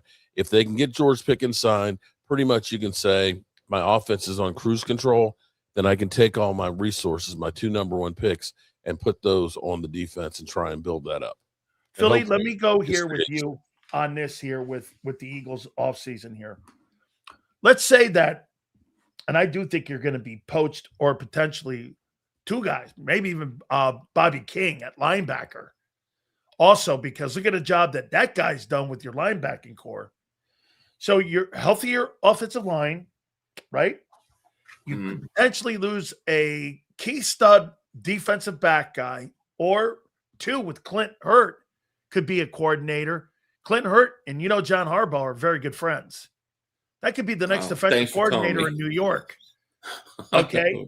Okay. Plus, you have who you signing with Jalen Phillips. Mm-hmm. By the way, are you punting on Jalen Carter and picking up the 5th-year option and punting on that and giving yourself a chance to find Phillips? And what are you doing with N'Kobe? Are you signing him? You letting him walk? Are you letting Reed walk? A lot of decisions to be made in the offseason here for Howie, no? Yeah, a ton. To me, I'm signing Jalen Carter. I'm signing Jordan Davis. I'm picking up Nolan Smith's contract. I'm not signing him to an extension. And if Jalen Phillips is anything $30 million or over, I'm letting him walk. And I'll figure that out. If I can get N'Kobe Dean back, I would like to see them do that, but I don't know how easy that's going to be. And then as far as Clint Hurt, Christian Parker, my goal is to keep at least one of those guys by promising them a defensive coordinator job when Vic retires. Don't you agree, though, Okay? If you don't sign Jalen Carter, all the bullshit you did in the offseason with setting up for 26 for Carter and for some of these other guys, and they punt and they go to the fifth-year option, and you let Sweat and you let Milton. Milton's killing it. Sweat had a great year. You let those guys walk, and you only pick the fifth-year option up, then what the hell were you dumping players for? Yeah, I agree. Is that why you're agree. saying? Is that why you're saying? That's part of it. It's part of it, but because also I believe that if Jalen Carter goes out and plays great next year, it's going to cost me way more money than it would now. And I think Jordan Davis has played himself into a contract extension. I just don't think you can let him go. And to me, you got to build your defensive line around the two interior guys, and they got to be here long term. Hopefully, Jalen Hunt could develop. And I think the guy who may be the odd man out is Nolan Smith. Where's he been all year? Absolutely. Mark, a couple last ones here for you. How are Cowboy fans feeling about the Eagles getting knocked out of the playoffs? You know what? I don't want to say that it feels as good as us actually winning in the playoffs, but at least it's definitely a boost for us. And not only that, to see Green Bay lose and see Trayvon Diggs playing one play and getting trucked, it was kind of like, hey, this is a good weekend. Our draft pick locked in at 20. Green Bay loses. Eagles lose. Oh, and Aaron Rodgers loses last night. It's like, this is like Christmas right now. Philly, how do you feel about the glee of Cowboy fans and your demise this year? It's like flashbacks to when I was growing up, losing the Fog Bowl, losing all these games, and just all I had left was the hope that Dallas would lose. You know, I'm just so glad I don't have to live like a Cowboy fan. I really, I couldn't be happier. So wait a minute. For you right now, this is more misery for you than actually the excitement of winning the Super Bowl. Is like, hey, look, winning is great, but losing is misery, isn't it? And because Cowboy fans come off the top rope on you, right? Yeah, because I mean they're used to it. You could see it in with their team. I'm sorry, but I've watched that Hard Knocks for 6 weeks. I've never seen a happier bunch of losers in that Dallas locker room. I'm serious. I'm being out. They're happy, smiling. You watch the Eagle players in that locker room yesterday. They were miserable. They all looked like they're going to cry. I want my team to want to win more than me, and I want them to care more than me. Look at you smiling, Mark. I mean, look here. That's what I'm saying. Right you see what I'm saying? He's more happy that we lost than his team wins. He's willing to tell you that smoke and mirrors on a good defense in Dallas, just so he doesn't have to blame his boy, Dak Prescott. I tell you what, the funniest thing is you guys are madder at Cowboy fans than 49ers. I'm not mad at all. No, well, okay, maybe you're not. But most Eagle fans are cussing us out. They're not saying anything about San Francisco. The guys that knocked you out. Because they kicked our ass, let's be honest. They just came in and kicked our ass. What can I say? Hey, Mark, how about this? I don't think anybody thought that team on Sunday was more talented than the Cowboys. No. That beat Philly. That's the disappointing thing. What'd you make of that A.J. Brown lack of effort? Didn't the Cowboys actually beat them last time they played? Or was that a figment of my imagination? Yeah. Hey. Oh, you mean us? Yeah. You beat us. Oh, we blew another case of it might have been a delusional thought that I had that the Cowboys actually beat the Eagles one time. I know. I know you Cowboy fans. I know you Cowboy fans love to make the regular season as big as like playoffs, but they're just not. Yeah, this is painful for Philly right now. I can tell in his face. Hey, look, I care. I care. I got it. Hey, you don't care. You're happy. You're wait a minute. No. I love the fan base, man. I don't care either way about the team. I love the fan base. Not you. Him. He's barbecuing. He don't care. He's been out of it for weeks. What about this? Hey, Philly, what about this one here? What did you make of that fiasco on the sidelines with Nick and AJ going at it back on the sidelines there? Part of me was like, good, Nick, tell him at the time, because I'm like, you can't be dropping that ball with all the crying that you did, Effort. you're dropping. But then I find out it's because he wants them to get off the field for 4th down. And it's like, oh, come on, Nick, but look, maybe you can't do that with AJ. Maybe that gets in his head. Right. I don't know. Because he had 4 drops after. He had 4 drops after. I thought it was the worst game he's ever played that I've seen. So, yeah, it wasn't a good look. But, I know people want to run AJ out of town. I have no interest in moving AJ Brown. No way. I'm keeping him. No way. I'm keeping him. That don't make you better. All right. Mark, final comments on what you saw this past weekend and watching the Eagles go down in flames. Go. I feel like the Eagles have peaked and they're kind of coming back down to earth. Oh, so you think they're going the other way now? Oh, God. Yeah, I do. Here's the thing, that offensive line, man, you have to wonder, is Lane Johnson coming back? I don't know. And is he going to be the same that he used to be? No. That offensive line definitely took a step back. That Saquon Barkley took a step back. So the Super Bowl window's closed, in your opinion? I didn't say it was closed, but there's definitely, there's a chance, depending on what the Cowboys do. If they go and dick around like they used to, depending on who does. No, we ain't got a chance. But if they actually go out and make some legitimate moves, yeah, we got a chance. Depending upon, listen, if our window's closing, yours is slammed shut. How's it slammed shut? Because you got an old quarterback who can't win a playoff game to save his life. Lord. And then you got a bad defense. Look, you want to say our window's closing? And get a defense that can carry a sorry-ass quarterback. Mm-hmm.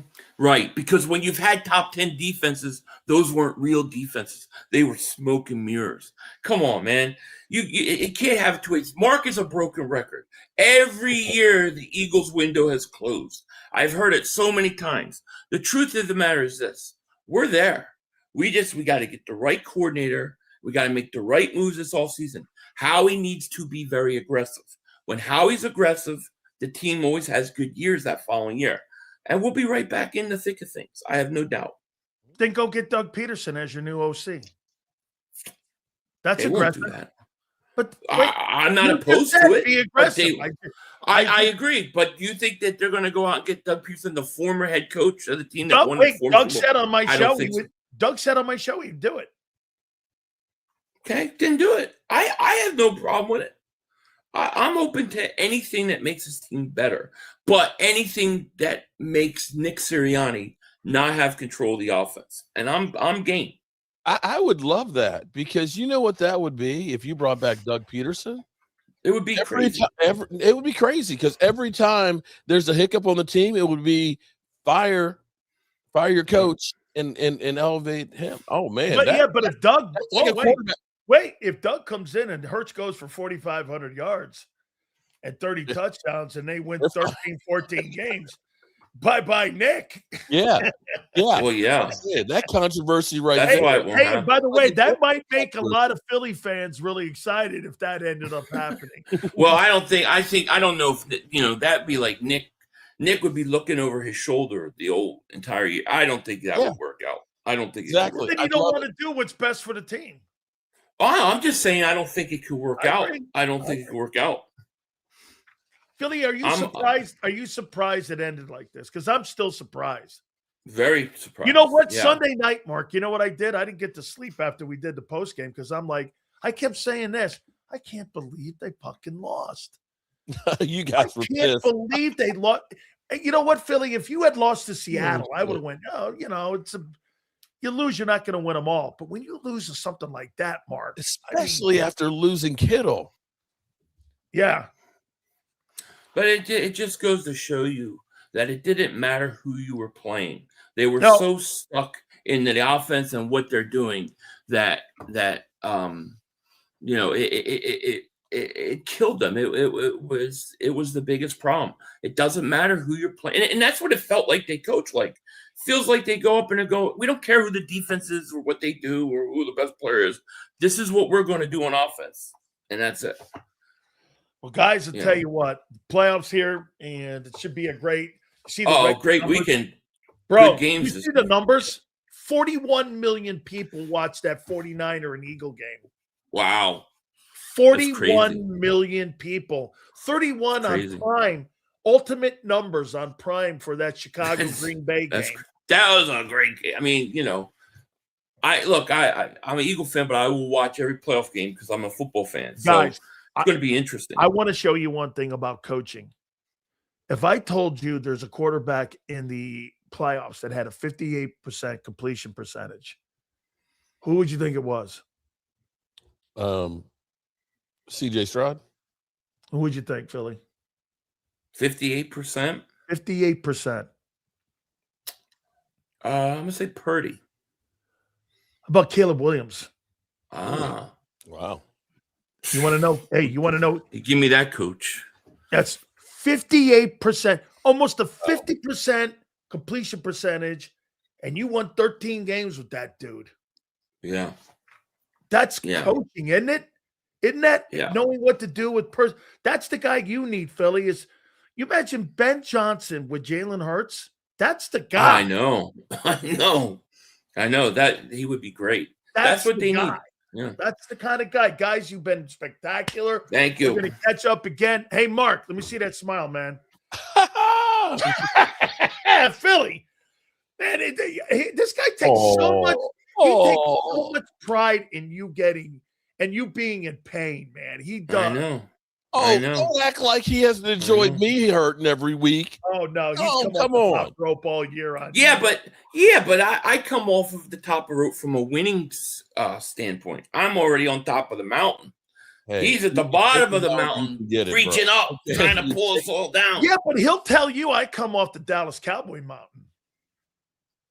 Well, 30 years ago, we're gonna do that.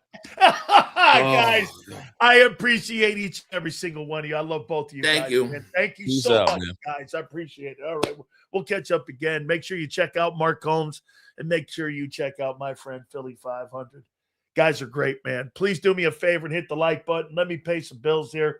Our great friends at Morgan & Morgan, the #1 injury law firm in all of America for a reason.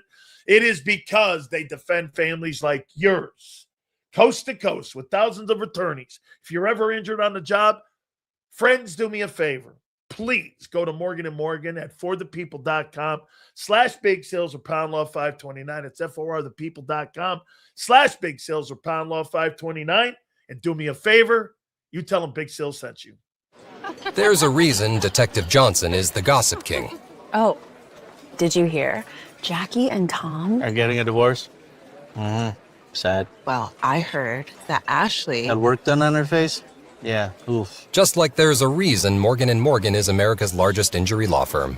Injured? With over $25 billion recovered for our clients, there's a reason to go big. Bathroom? Okay. Morgan & Morgan, America's largest injury law firm. Oh, okay. Ignite your nights with free live entertainment daily, only at Live Casino and Hotel Philadelphia's Center Bar. 7 days a week, enjoy some of the region's top party bands, performers, and DJs as they take the stage in the heart of the casino action. Great cocktails, live music, and lively moments. It's all happening at Center Bar at Live Casino and Hotel Philadelphia. Visit livecasinophilly.com for more details and the complete list of upcoming events. Must be 21 or older. Gambling problem? Call 1-800-GAMBLER. This is Eric. When he got injured in a car accident, he called Morgan & Morgan. He not only gets a lawyer, he gets trial lawyers like Sam and Jessica, who are in it to win it. He gets his own investigators with briefcases, leather ones. And if you ever have questions, our customer service folks keep things rolling. Injured? We're your army. Morgan & Morgan, America's largest injury law firm. Welcome to the Jet Setters and the High Rollers, to the Shot Takers and the Tastemakers. Welcome to the Viewfinders, the Thrill Seekers, and the Night Owls. Welcome to everything you could possibly want on one 5-mile island. Welcome to the Wildwoods. Book your stay today. In our hometown, we all look out for each other. We go the extra mile to lend a helping hand. Thank you. we step up to keep our communities going strong. And at Independence Blue Cross, we're here to keep you going strong.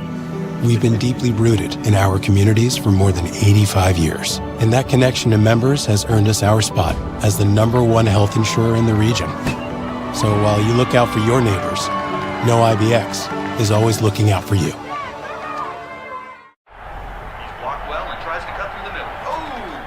Your gut says Miami is going to win and you should take the over. Your gut also said your NFT selfies would only go up in value. They didn't. But your head is on Sports Grid and knows the QB is in concussion protocol.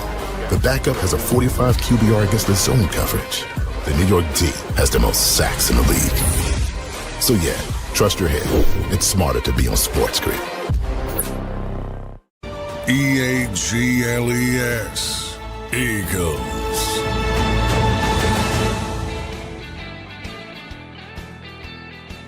Big Show's National Football Show. Please do me a favor. Please hit that like button. I'm going to tell you one more time here on the apology for Caleb Williams.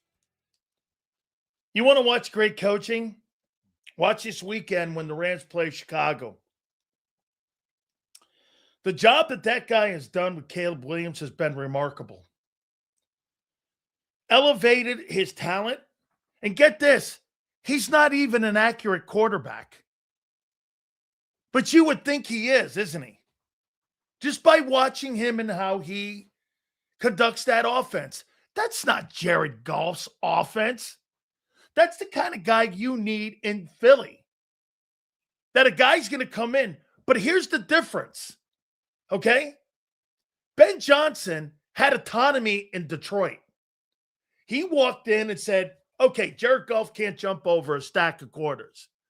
So let me get Ahmad St. Brown. Let me get Williams. Let me get all these guys. Let's get a running game going. Great offensive line. All of that. He saw the components that he had and was given autonomy to be able to set and bring his own coaches in. He brought his own coaches in who had his vision. Let me ask you this. So if the Eagles are going to hire a coordinator and they bring him in under the same scenario that every other coordinator's been hired, you don't get to bring your own people. How can you sell your vision of what you want to install as an offensive coordinator when nobody has bought your vision before?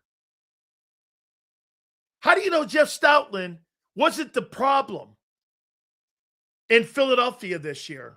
You're under the assumption that Stoutland is also not accountable here for this.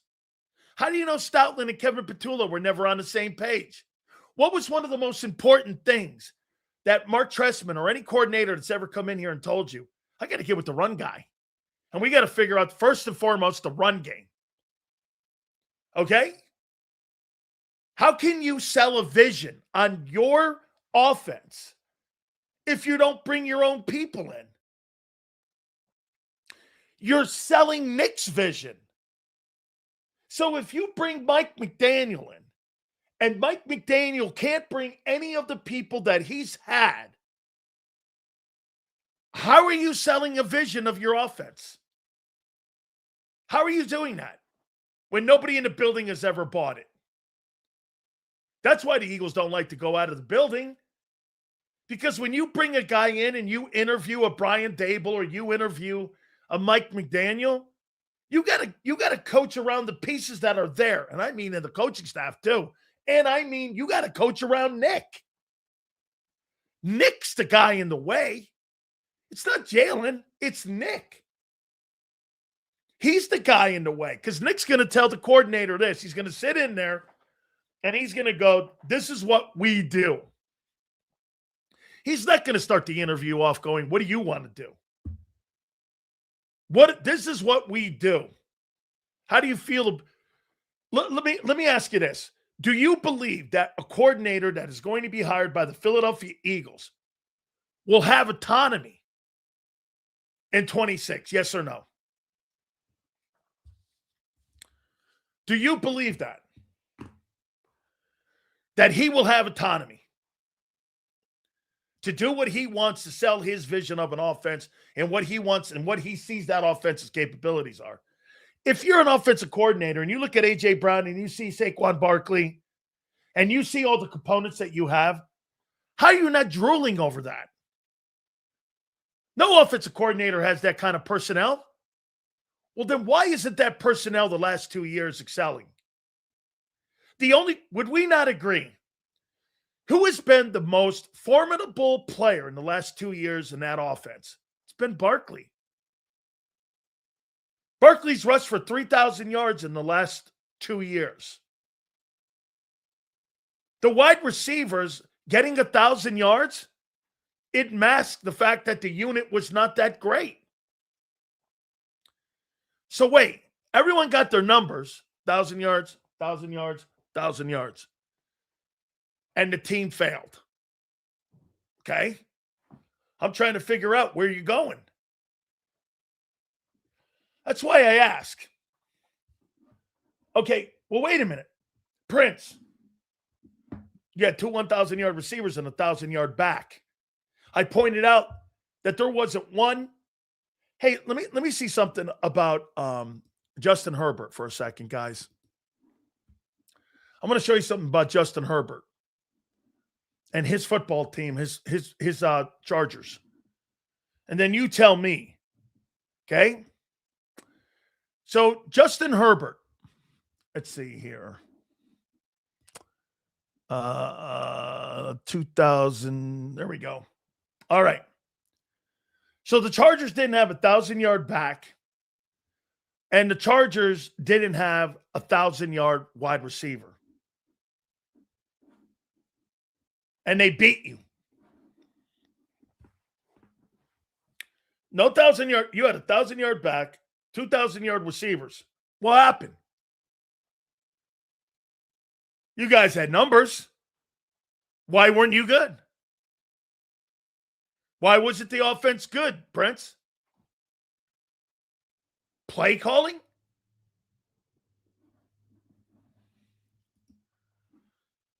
Okay, you also said you need a 60 yards.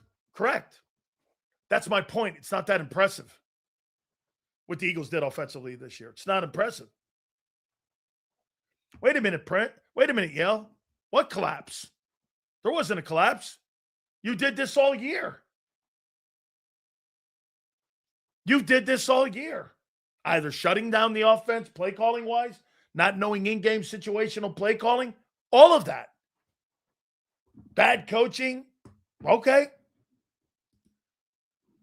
Lurie probably said stay away from the new OC again. Well, wait. Why in the world? Hey, okay, well, let's go here. All right. 14-3, 11-6. It's 25-9, right? Then you went 14-3 again. And you're 40-12. Then you went this year 11-6. And in the last 4 years, you're 51-18.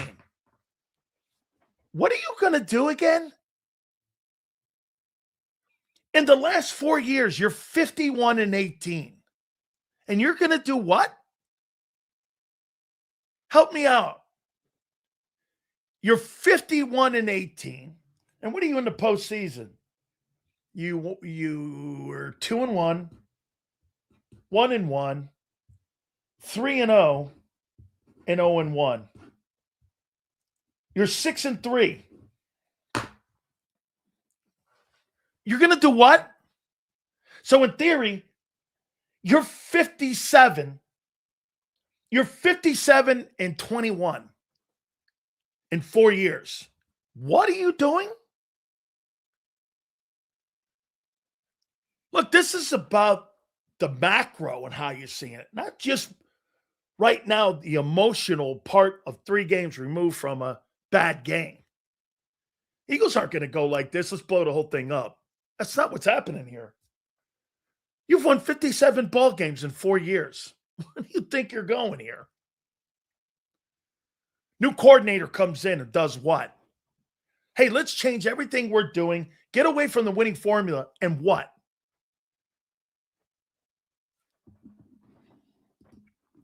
Sills, you're giving zero answers for this mess for 4 freaking hours. No. You must not have heard me. I think the best thing that can happen to you going forward is health, not coordinators. It's your health. You got a better chance of getting healthier than getting better on offense. Getting healthier gets you better on offense.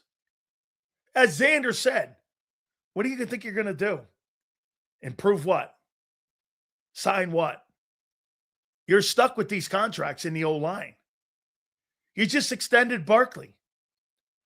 A.J. Brown's got an anchor around his neck in a contract. You signed Devontae to a team-friendly deal, and you got Hurts with a no trade. What do you think you're doing? Stop pretending. You think you're going to do some magic trick here? I mean, the passing game can be improved? No, it can't, because the quarterback is involved in that. How can the passing game be improved? Dude, you're under the assumption. Hey, yeah, let me ask you this. Yeah, you think that Jalen Hurts can run a Kyle Shanahan offense like Brock Purdy can? Where he can sit back in the pocket. Brock Purdy don't use his legs. He commands the game from the pocket. He'll occasionally run, but he's not really a dual threat guy. We all know that. He's a thin guy. He's not a very big guy. Yo, you're under the assumption that Jalen Hurts can run some high, it's like he can run like the Sean McVay offense. Can't run that offense. Seals, do you think it's possible to solve all these problems in one season? Okay, what's a better chance of you solving all these problems? Health or doing something like knee jerk? I think it's health. Only way to win is run first. Well, that's health, isn't it? That's not changing anything. Dude, the run coordinator's Jeff Stoutland. Hey, did you ever think of maybe looking at him? The run coordinator's Jeff Stoutland. And don't tell me, well, it's Jeff Stoutland. He's the best coach we have. Hey, John Harbaugh, he just got fired. It's one of the best coaches in NFL history. I mean, hey, whatever. This is a results business. The roster does not suck. And you overpaid everyone else. Howie, no.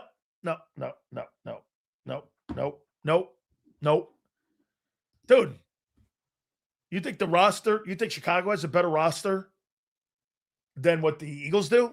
I don't. Where? Or how about this one? Maybe they overachieved in Chicago and you underachieved. I'll say that. I heard Xander say something interesting. He had a little debate with John. John didn't want to bite on it. Xander goes, 49ers were a better team.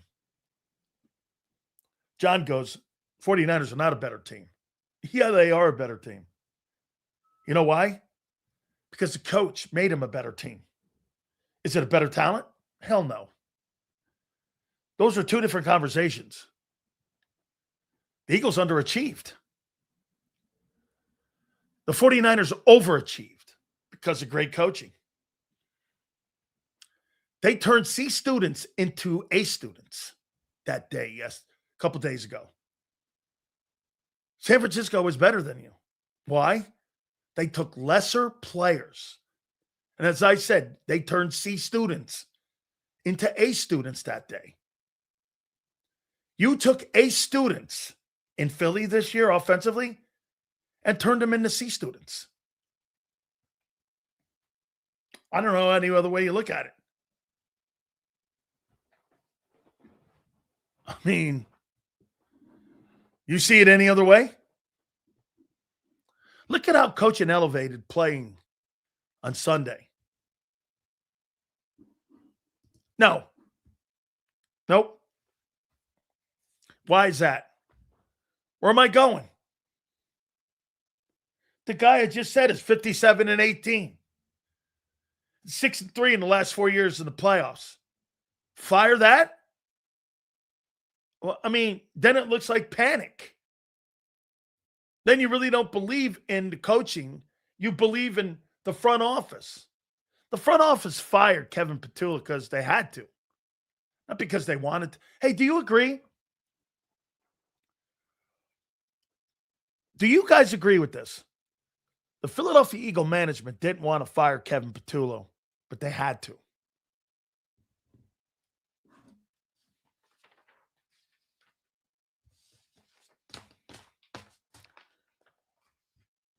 They had to fire him. They didn't want to. Look at a press release. He's a great coach. I've never seen a press release going, he's a great coach, and whatever he does, he is going to excel. I've never seen a pat on the back on the way out the door more in a firing than that in my entire life. Look at that. I mean, read that press release. Does that come off really like a firing? I mean, did that come off like when you're reading that thing, did you come off going like, is he fired? Right? Was the guy fired? Or were they throwing him a victory party in how they handled him? Here, does this sound like a firing? Head coach Nick Sirianni. I decided to make a change at offensive coordinator. I met with Kevin today to discuss the difficult decision, as he is a great coach who has my utmost respect. He's a great coach, and I love the guy. He's been an integral part to this team's success over the last 5 years. Okay? Jeez, a lot of flowers here. Not only on the field and the product there, but behind the scenes. As a valued leader for our players and organization, mostly for him. I have no doubt he will continue to have great success in his coaching career. Is that a firing? Looks to me like he's patting people on the back and regretting to fire the guy. That's not a firing. I read the John Harbaugh firing. Hey, read the John Harbaugh firing by the owner of the Ravens and then put that next to that. They kicked John Harbaugh's ass out of Baltimore. And John Harbaugh won 180 games. The guy wasn't throwing flowers at the guy. Time for a change, he said. Let's go. Looking at this, Sills, who do you think should be the best available fit? Frank Wright? I'm thinking they want someone who won't just be another one-year guy. That makes sense, but I would also say this. Who works best with Nick? That's the number one priority. Who's going to work best with Nick? Not what's best for the team. Who works best with Nick? This is Nick's record. He's 58-19, 57-19 in 4 years, and 6-3 in the playoffs. I really don't understand Eagle fans thinking that there's some dramatic changes coming. That is so not happening.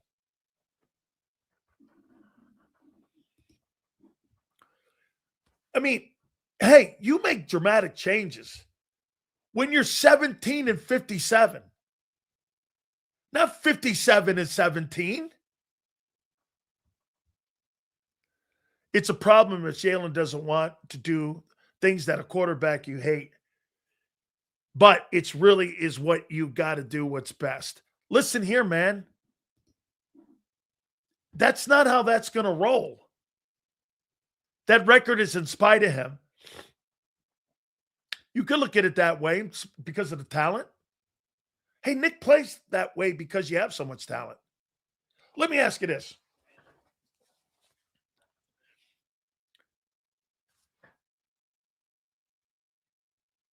Ben Johnson's got to do special things. Hey, you see that trick play that Kyle Shanahan ran on you guys with Jennings, and he threw that pass for the touchdown? They had to do things like that to win games. You guys don't run trick plays. You don't have to. Why? Because you're so marvelously gifted everywhere. You don't run trick plays. You're not running those half-ass bullshit plays. You're beating people at the point of attack. You don't have to be creative. You're just better. Those teams have to be creative because they're not better. They're just better coached. You don't have to do shit like that. If I've got the better football team, like going to war, if I have the better artillery, the better army, I'm just going to run you over with my tanks. I'm not going to do anything stupid. I'm not going to outflank you and try to be Napoleon in a battle. I'm just going to run your ass over. But when you have, like the Art of War says, you have a superior opponent, what do? Pull back and assess and attack weakness. There's a way to beat teams. And the smart coaches, the Eagles run people over. This year they couldn't. And that's why you end up being home and you're on the couch with the Cowboys. It's exactly that. Yeah, look at that letter there. I mean, look at the Baltimore. Let me read the Baltimore one to you now. And the firing of John Harbaugh compared to that. I love Biscotti going around, the owner of the Ravens going around and whatever. And going around justifying the firing. Dude, you made the firing. Either you liked it or you didn't like it. And they're going around trying to justify the firing. Okay? They've got the owner sitting out there. The owner's out front. He's got to justify because John Harbaugh is the hottest guy out there now when it comes to head coaches. He knows that. He's made him a $20 million a year head coach. John Harbaugh is going to get incredible. Look at that, too. I mean, there's massive PR going on in Baltimore. Following a comprehensive evaluation of the season and overall direction of our organization, I decided to make a change at head coach. Today, I informed John that he's been relieved of his duties. You read that one by Nick Sirianni telling you how great a coach that Kevin Patullo is and how he's instrumental in the last 5 years. This guy just said you're relieved of duties. Called him on the cell phone, says you're out. That's a guy who's been there 18 years, 180 wins, Super Bowl champion coach. He just said, get out. The thing you gave was a glazed donut. You don't want to fire that guy. He's the excuse for the bad season. Hurts is holding you back. Even I got to defend this. Hurts is holding you back to a 57-19 record in 4 years. Whew. Hold me back. Hold me back. 2 Super Bowls, 57-19, 6-3 in the playoffs. You had a down year at 11-6. Hurts is holding you back. Whew. Man, even I'm defending Jalen on that one. Holding you back? What do you mean holding you back? Hold me back more. I mean, hold me back to a record where I've won all those games in 4 years? I don't know. That's surely a lot of winning to hold me back. Okay? I'm not dying on the hill. Sills, okay, you don't fire Nick. But you're always said that we won all those games because of the talent on the team, not because of Nick. Correct. So why can't we move on from him? Because he's the quintessential type of head coach that they want in the front office. He's the orchestra leader that the organization loves that Doug Peterson could never be.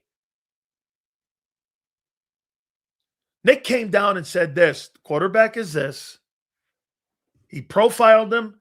I read you Jalen's profile coming out of college.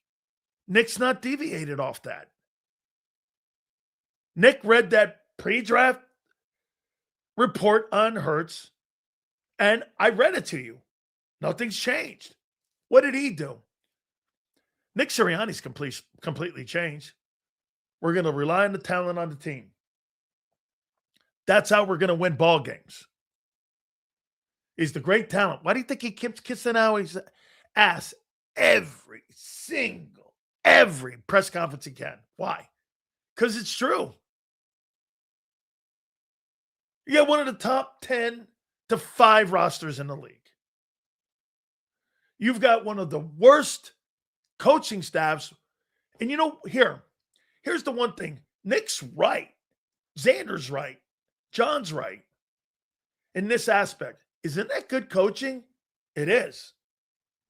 I'm going to take all the fundamental things that I was taught by Frank Reich and everything on how you spread the ball out and how you have a passing game, and I'm going to look at the quarterback, and this is how we're going to win games. We're not going to do anything crazy. Quarterback, I've never heard a game plan where it's risk averse. It's code for Jalen. Don't turn the ball over. We'll win. Our talent is better than you. Okay? But when the talent ain't better, like it was in the San Francisco game, that's when the coaching gets exposed. Do you see it? Your coaching was exposed by the Niners. And your talent, we all saw it, wasn't great all year. It was spotty. And the coaches had no answers. That's why you underachieved this year. Hey, when the team is healthy and everybody's healthy and playing great, the coaching gets hidden because you don't have to do too many things. I'm going to line up. I'm going to kick your ass. I'm going to run the ball right here. There ain't anything you can do about it. That's who the Eagles were a year ago. They had to be creative this year. They couldn't do it. Why? This is where the situational play calling came into effect when you had an inexperienced play caller because he had no answers, and the head coach had no answers to it because why? And let's figure this out. One thing can be said also about Vic. Vic had no answers for the defense till you had Jaden Phillips. He didn't have any answers. You were getting murdered on the edges. You were getting no pass rush. How we parachuted in with Jalen Phillips. Here. Boom. Saved the secondary. Linebackers played better. The entire front seven improved. That's a Howie move. Just like bringing in Barkley. Okay? Still unfortunate we could fire the head coach. No way. For what? 57-19? Even I would do this. No, I got to get better players around him. We got to figure or get healthier. It's funny. You think some OC is going to come in and all of a sudden transform or save you from some bullshit. Like he's some sort of life jacket or life preserver. Your health is going to save you because you can't do shit in free agency on offense. And the shit with getting rid of A.J. Brown, we said it on Monday. We'll do it again. Getting rid of him makes you better? How? With who? What are you going to do? Go get an aging wideout? Bring his ass in? Draft a kid in the draft in the first round where you need help in multiple other places? Come on, dog. And you're going to take a cap hit? If you do all that bullshit prior to June 1? Come on. Act with some common sense. Hey, look, they're hearing the noise, but they ain't dumb. I'm talking the Eagles. They're not stupid people. Seals, do you think that they beat into Jalen's head so many times, don't turn the ball over, don't put the ball in harm's way, and that he's starting to think about those things rather than just playing? Well, Big Mike, let me ask you this. This is how you have blind faith in what you're doing. I could tell you something, draw it up on a board. If you do this, you'll win. But you got to have blind faith. And when you have blind faith, and all of a sudden that blind faith, and you see it on the field, start to take hold, and it's winning, your confidence you gain, and the confidence you get in what you're doing is the fact you're seeing success in the field. The more success you see, the more confidence you get. Jalen's not getting confidence in playing against the Giants or the Raiders. That shit was dumb. Hearing people say you're getting momentum coming out. Those are people who never played. You get momentum and you get success by doing what? Competitive and winning every week winning. 57-19, 6-3 in the postseason. That's what builds confidence. Not playing against the fucking Giants or the Raiders. You get confidence. Nick Saban says this, you get confidence in the process. Nick said this one weekend, and it's one of the greatest sound bites of all time. When I worried about winning ball games, I didn't win the big games. He goes, he was at Michigan State, and he said that. I wanted to win this game. I had to win this game.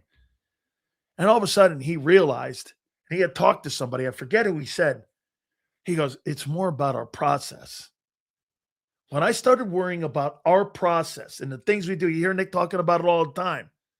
The process. Are we doing the right things week in and week out? That's when he started winning a ton of ball games. It's not about your opponents on Sunday or Saturday. It's about what you do personally that creates momentum and success for players. Then that blind faith starts to take hold. That's where Jalen is. Jalen hasn't any other. You think Jalen's changed his fundamental thought process because of what happened on Sunday? No way. He's had too many games of success.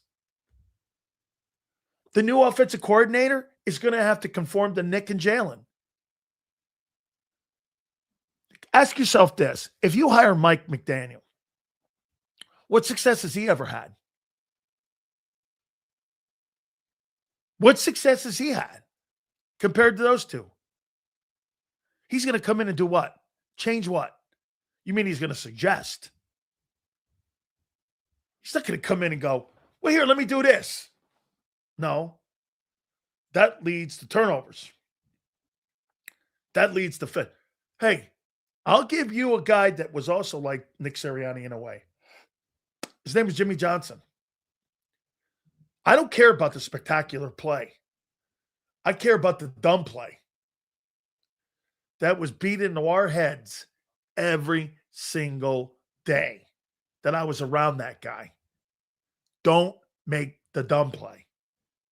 Spectacular plays, you're here because you're a great player. Don't make the dumb play. That's why that guy won so much.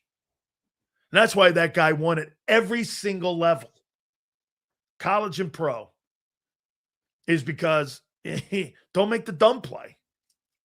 We were always the least penalized teams. Big ball swing at Sills. Would you take the OC job over the Charger job? Well, here, if I was a gambler, I would take the Eagle job. If I want to coach for years in the league, I'd take the Charger gig. I could do more with Herbert. But if I want to take a big swing and I'm young, I take the Eagle job. If I'm older, I take the Charger job. Because if I'm young and I fail in Philly, I still have a chance to recoup myself in my career. If I'm older and I fail in Philly, like Kellen Moore was at a crossroads. Two jobs he had been previously fired from. Okay? 2 gigs. Two gigs. Kellen Moore got that New Orleans job because he was able to adapt. Won't McDaniel have the same thing he had with Tua in Miami? Is he better than Hurts or about the same? They're two different players. They're two different complete players. Tua's not going to go out there and run in the perimeter. This guy's a hit away from being in the retirement home. They're two different players. Tua's a progression reader. That's why he was changed out at Alabama. Dude, when I got Devontae Smith and I got wide receivers like they had at Alabama in that room at the time, all them great players, Jalen Waddle and all them guys, I got to get a passer in there. I can spread the ball around. That's why Jalen was relieved of his duties as a starting quarterback in Alabama. Tua could go all over the field. Tua's a better passer. Tua can read defenses better. Don't mean he's a better player. Tanner McKee's a better reader of defenses than Jalen. That don't make him a better player. Since 22, before Jalen signed his contract, what has he done? 3 good games a year. You know, I'm not going there either. Since he signed the contract, you won a shitload of ball games. Dude, you can't. I'm going to do something that I did last year on February 10th, and I'm going to say it again. And I'm going to revert back to remind you what I said. You can't dismiss the kid's resume. I said it in 2025, February 10th, the day after the Super Bowl, on that Monday. I will never dismiss his resume, and I will never dismiss what the guy has done. Makes him one of the top quarterbacks with those resumes in pro football. You can't dispute it. I won't. You're dumb if you do. Now, if you start talking skill set and shit, which we have all year, that's a different conversation. But to take a shit on his resume, how? Where? How can you? You're talking dumb. He's limited. Okay? So a limited quarterback's won 57 games in 4 years? Shit. Okay? You got to put everything. You can't just tell half the story. You just can't just shit and go, well, you know, I don't want to tell the other part of this. That's what a lot of people like to do. Even me, man. Winning is a team effort. Oh, really? Sue, I've been saying it for 5 years. Welcome aboard. Congratulations. Sills would make a fantastic OC. I'd be more of a DC because if a wide receiver started crying with me, what do you think if one of the linebackers started crying for playing time with Vic? What do you think he'd do? Hey, kid, go sit the hell down. That's what I'd be telling AJ. So I can handle defensive players a tad bit more than I can handle offensive football players. You know what I'm saying? Right? Hey, go sit down, kid. You know? Still as a strength coach, probably more so fitting. Team's 57 and 18. And you want me to do what? Hire a guy who just got fired in Miami and have him come in and do what? Make the offense better? How about get healthier? I mean, what the hell are you doing here? Listen, you guys, I mean, I get it. It's emotional. You're disappointed that you got bounced by that shitty San Francisco team. I get it. But I'd take a look at what you've accomplished in the last 4 years. Seals, can we pry Burrow out of Cincy? I think Joe Burrow wants to get the hell out of there. I just want to keep Coop, Q, Davis. Put Carter in there. The rest are available. No, I'm not getting rid of. Dude, Jalen Carter didn't have a great year. Okay? That's why I'm punting. 5th-year option, picking it up. I want the kid here. Tell you what it did. You picked the option up on Jordan Davis. What happened to him this year?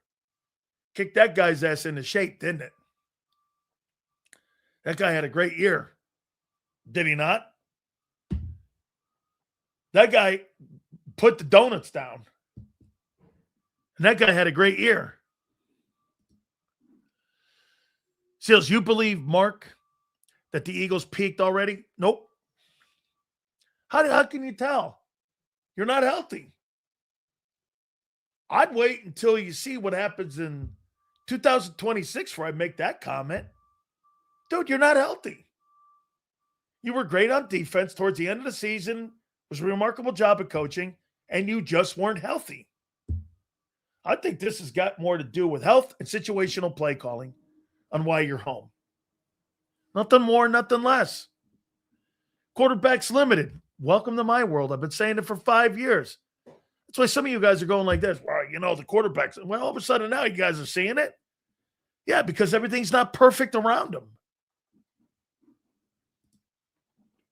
If Andy Reid was still here, he would probably make Jalen a hell of a lot better of a quarterback than Nick has. Yeah, because he's a play-calling head coach. He's going to do what Ben Johnson did. Ben Johnson's the coach for the Eagles with Jalen. You couldn't believe it, could you? You see the faces on Philly 500 and Mark Holmes? When I said, who has a 58% completion percentage? C.J. Stroud. Mentioned somebody else. And I go, Caleb Williams. And you're like, what? Caleb Williams? He's the guy that's got a 50% completion percentage? Right? Dickerson, Cam, and Lane. Those three names are vital to whether you'll be successful in 26. I don't know, see? If those guys come back to all pro form, back in the NFC title game. And you know what? There's a chance that can happen. There's a better chance of that than a dude rolling in and magically changing the offense around. 58-17. I am just chuckling at the guys who want this crazy change. All right. My great friends at Morgan & Morgan, the number one injury law firm in all of America for a reason. They are the number one injury law firm in the entire country with over $26 billion recovered. Can you believe that? Unbelievable. For 25 plus years, they have been the best injury law firm in the entire country. Do me a favor. Go to forthepeople.com/big sales or pound law 529. That's forthepeople.com/big sales or pound law 529. And do me a favor. You tell them Big Sales sent you. There's a reason Detective Johnson is the gossip king. Oh, did you hear? Jackie and Tom are getting a divorce? Mm-hmm. Sad. Well, I heard that Ashley had work done on her face? Yeah, oof. Just like there's a reason Morgan & Morgan is America's largest injury law firm. Injured? With over $25 billion recovered for our clients, there's a reason to go big. Bathroom? Okay. Morgan & Morgan, America's largest injury law firm. Oh, okay. Ignite your nights with free live entertainment daily, only at Live Casino and Hotel Philadelphia's Center Bar. 7 days a week, enjoy some of the region's top party bands, performers, and DJs as they take the stage in the heart of the casino action. Great cocktails, live music, and lively moments. It's all happening at Center Bar at Live Casino and Hotel Philadelphia. Visit livecasinophilly.com for more details and the complete list of upcoming events. Must be 21 or older. Gambling problem? Call 1-800-GAMBLER. This is Eric. When he got injured in a car accident, he called Morgan & Morgan. He not only gets a lawyer, he gets trial lawyers like Sam and Jessica, who are in it to win it. He gets his own investigators with briefcases, leather ones. And if you ever have questions, our customer service folks keep things rolling. Injured? We're your army. Morgan & Morgan, America's largest injury law firm. Welcome to the Jet Setters and the High Rollers, to the Shot Takers and the Tastemakers. Welcome to the Viewfinders, the Thrill Seekers, and the night owls. Welcome to everything you could possibly want on one 5-mile island. Welcome to the Wildwoods. Book your stay today. In our hometown, we all look out for each other. We go the extra mile to lend a helping hand. We step up to keep our communities going strong. And at Independence Blue Cross, we're here to keep you going strong. We've been deeply rooted in our communities for more than 85 years. And that connection to members has earned us our spot as the #1 health insurer in the region. So while you look out for your neighbors, know IBX is always looking out for you.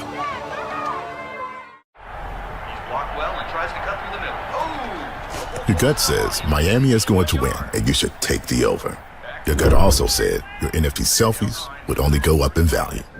They didn't.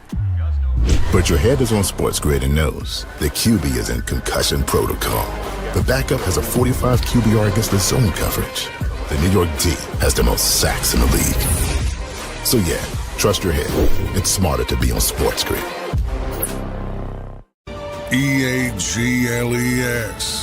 Eagles.